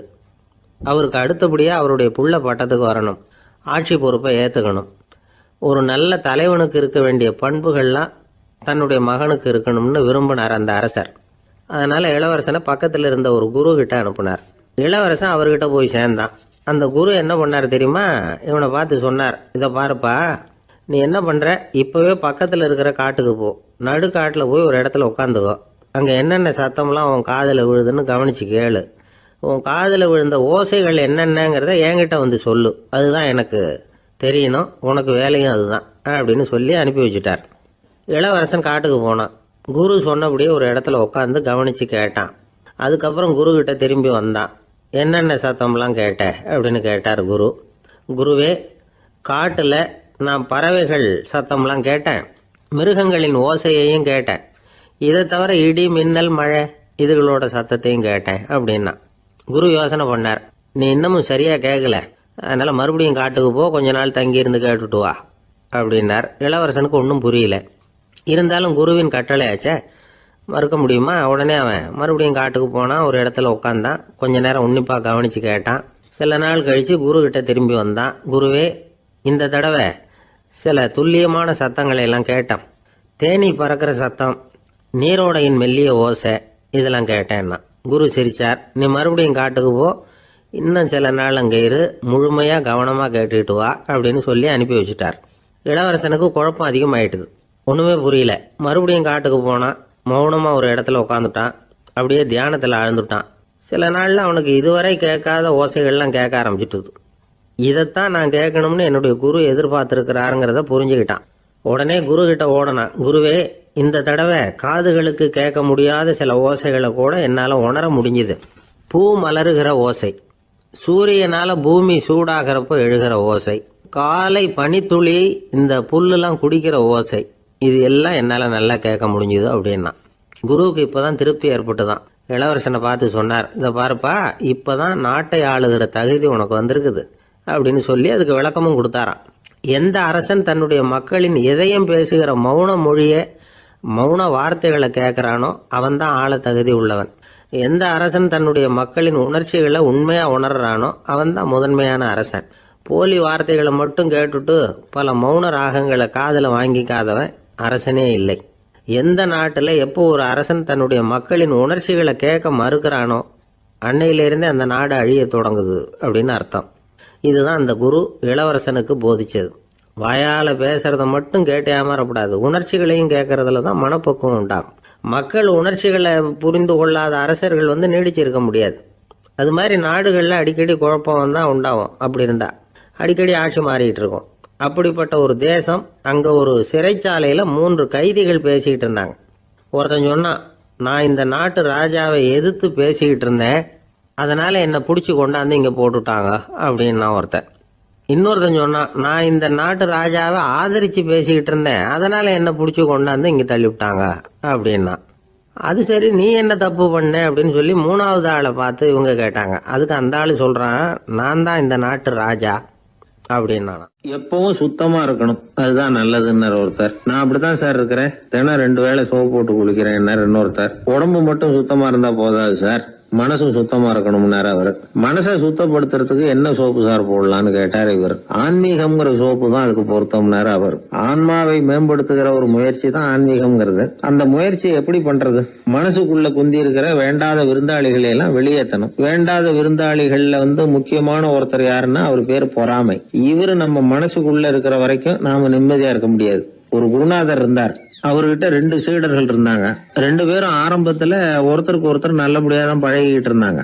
ஆனாலும் என்னமோ தெரியல, கொஞ்ச நாள்ல இந்த 2 பேர்ல ஒருத்தன் மனசுக்குள்ள பொறாமைங்கிற விருந்தாளி உட்கார ஆரம்பிச்சுட்டார். அந்த சீடனும் அதுக்கு இடம் கொடுத்துட்டான்.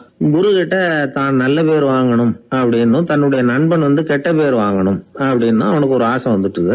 என்ன பண்ணலாம்னு யோசனை பண்ணான். ஒரு நாள் விடியற் காலையில எழுந்திருச்சான். நேரா குரு கிட்ட போய் அவர் முன்னாடி நின்னான். குருவே, என்ன பாருங்க, நான் எவ்வளவு சீக்கிரமா எழுந்திருச்சு குளிச்சு முடிச்சுட்டு உங்களை வணங்குறதுக்காக நிக்கிறேன். ஆனா அவன் இருக்கானே, இன்னமும் கண்ணு முழிக்கவே இல்ல, தூங்கிக்கிட்டே இருக்கிறான், தூங்கு மிஞ்சி அப்படின்னா. குருநாதர் நிமிந்து பார்த்தார். அப்படியா? அப்படின்னா நீயும் கூட அவன மாதிரியே தூங்கி இருந்தா நல்லா இருந்திருக்குமேன்னார் ரொம்ப பொறுமையா. என்னது, நாம எவ்வளவு தீவிரமா ஒரு விஷயத்த சொல்றோம், அதுக்கு நம்ம குருநாதர் ரொம்ப பொறுமையா இப்படி சொல்றாரு அப்படின்னு நினைச்சான். ஆச்சரியமா அவரை பார்த்தான். குருநாதர் சொன்னார், ஆமாப்பா, நீயும் தூங்கிக்கிட்டு இருந்திருந்தா அடுத்தவனை பத்தி குறை சொல்றதுக்கு இங்க வந்திருக்க வேண்டிய அவசியம் இருந்திருக்காது, அதனால அப்படி சொன்னேன் அப்படின்னாராம். சீடன் யோசிக்க ஆரம்பிச்சான். அர்த்தம் புரிஞ்சது. உடனே பொறாமைய மனசுல இருந்து தூக்கி எறிஞ்சுட்டானோ. மனசு சுத்தமாயிட்டுது. மனசுக்குள்ள இருந்து விரட்ட வேண்டிய இன்னொரு விருந்தாளி, அவர் பேர் கோபம். சினம் தன்னையே கொன்னுடும் அப்படிங்கிறார் வள்ளுவர். கோபத்துக்கு மனசுல இடம் கொடுக்காத சில பெரியவர்களும் உண்டு. ஒருத்தர் இருந்தார்.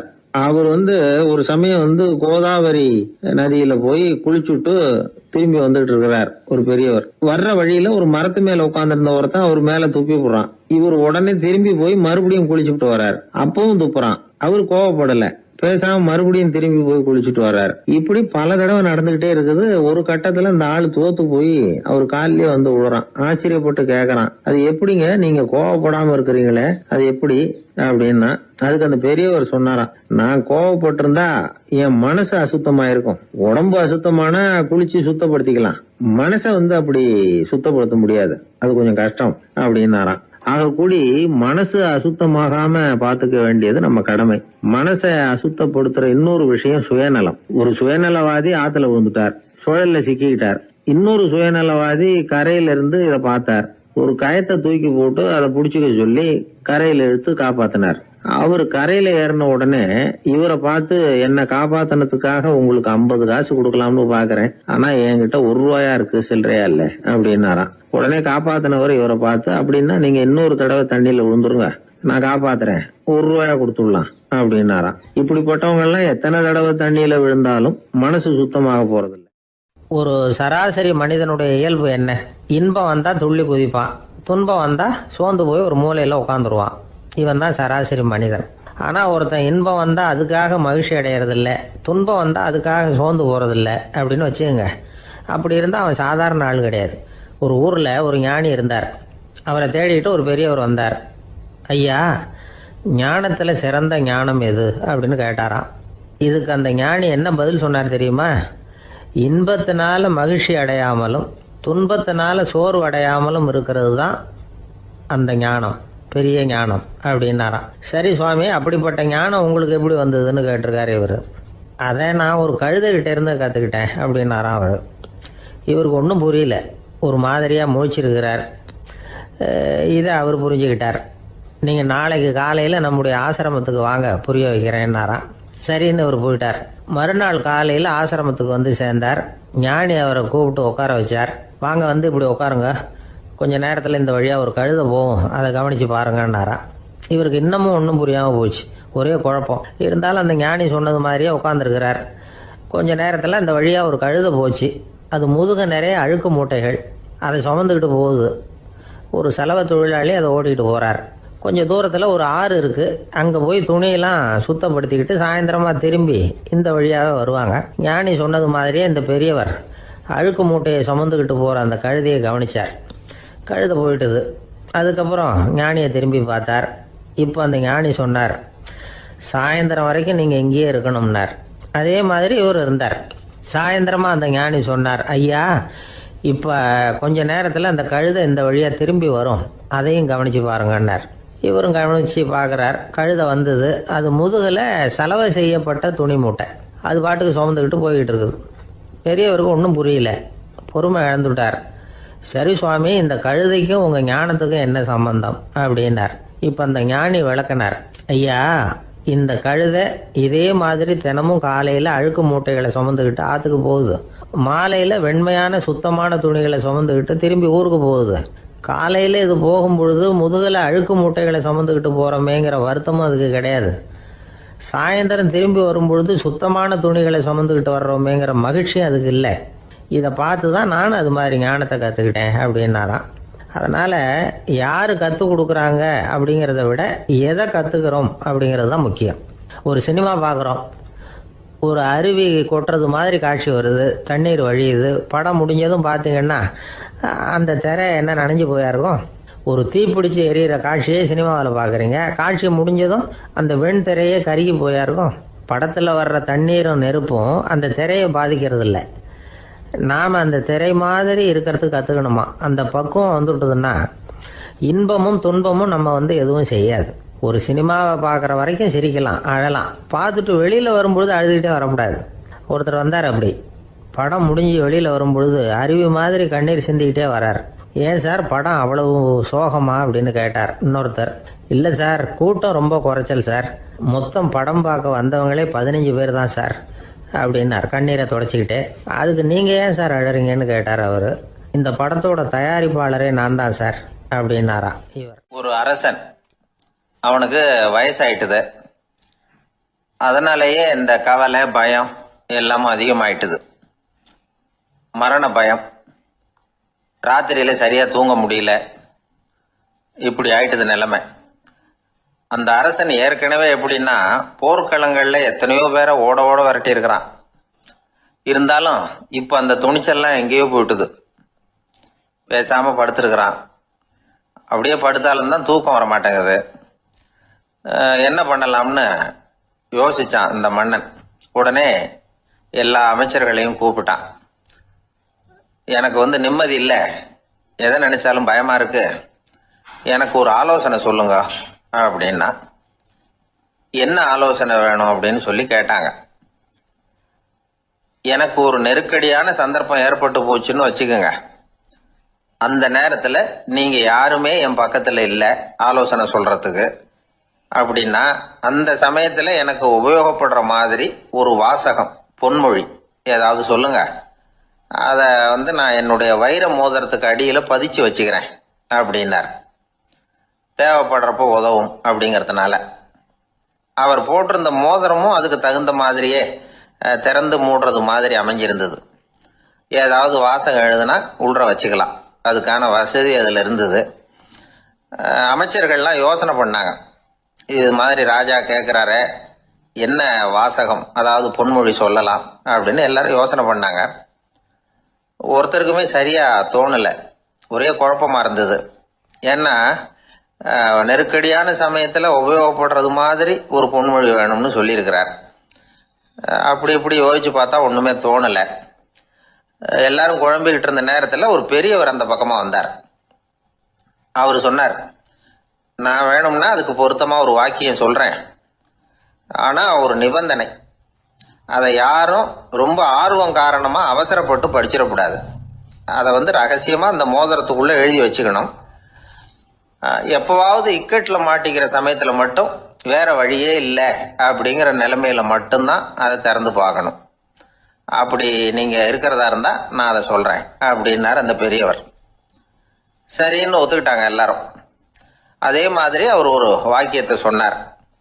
அவர் சொன்ன வாக்கியத்தை ரகசியமாக மோதிரத்துக்குள்ளே பதிச்சு மூடியாச்சு.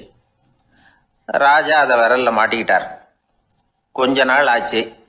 அந்த ராஜாவுக்கு ஒரு சோதனை வந்தது. என்ன சோதனைன்னா, அடுத்த நாட்டு மன்னன் படையெடுத்துக்கிட்டு வந்துட்டான். அவன் இவர்கிட்ட ஏற்கனவே தோத்து போனவன்.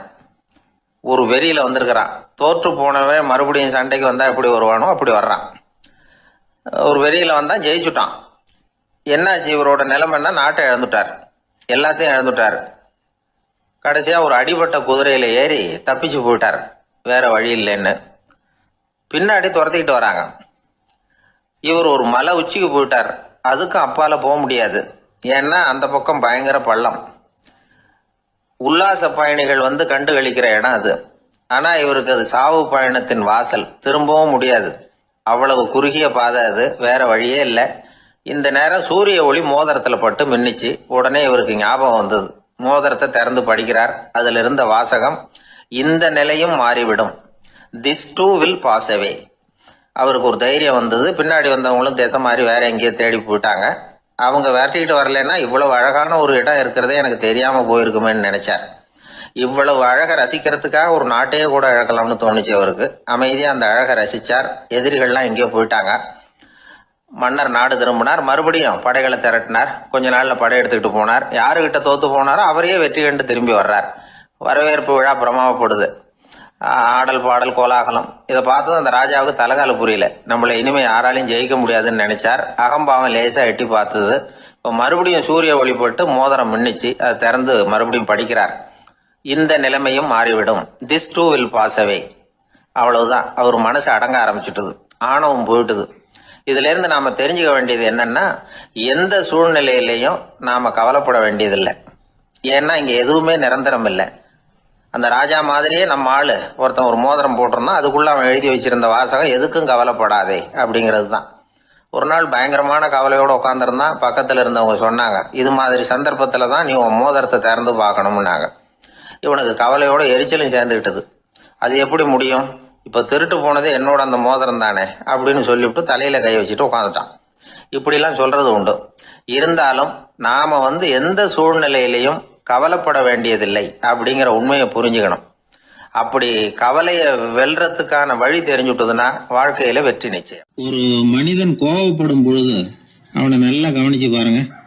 ஏதாவது ஒரு மிருகத்தின் சாயல் அவன் முகத்துல தெரியும். முகம் அழகா இருக்கிறது எப்போ, அவன் புன்னகையோட இருக்கிறப்பதான். கோபமா இருக்கிறப்ப முகம் அழகா இருக்காது.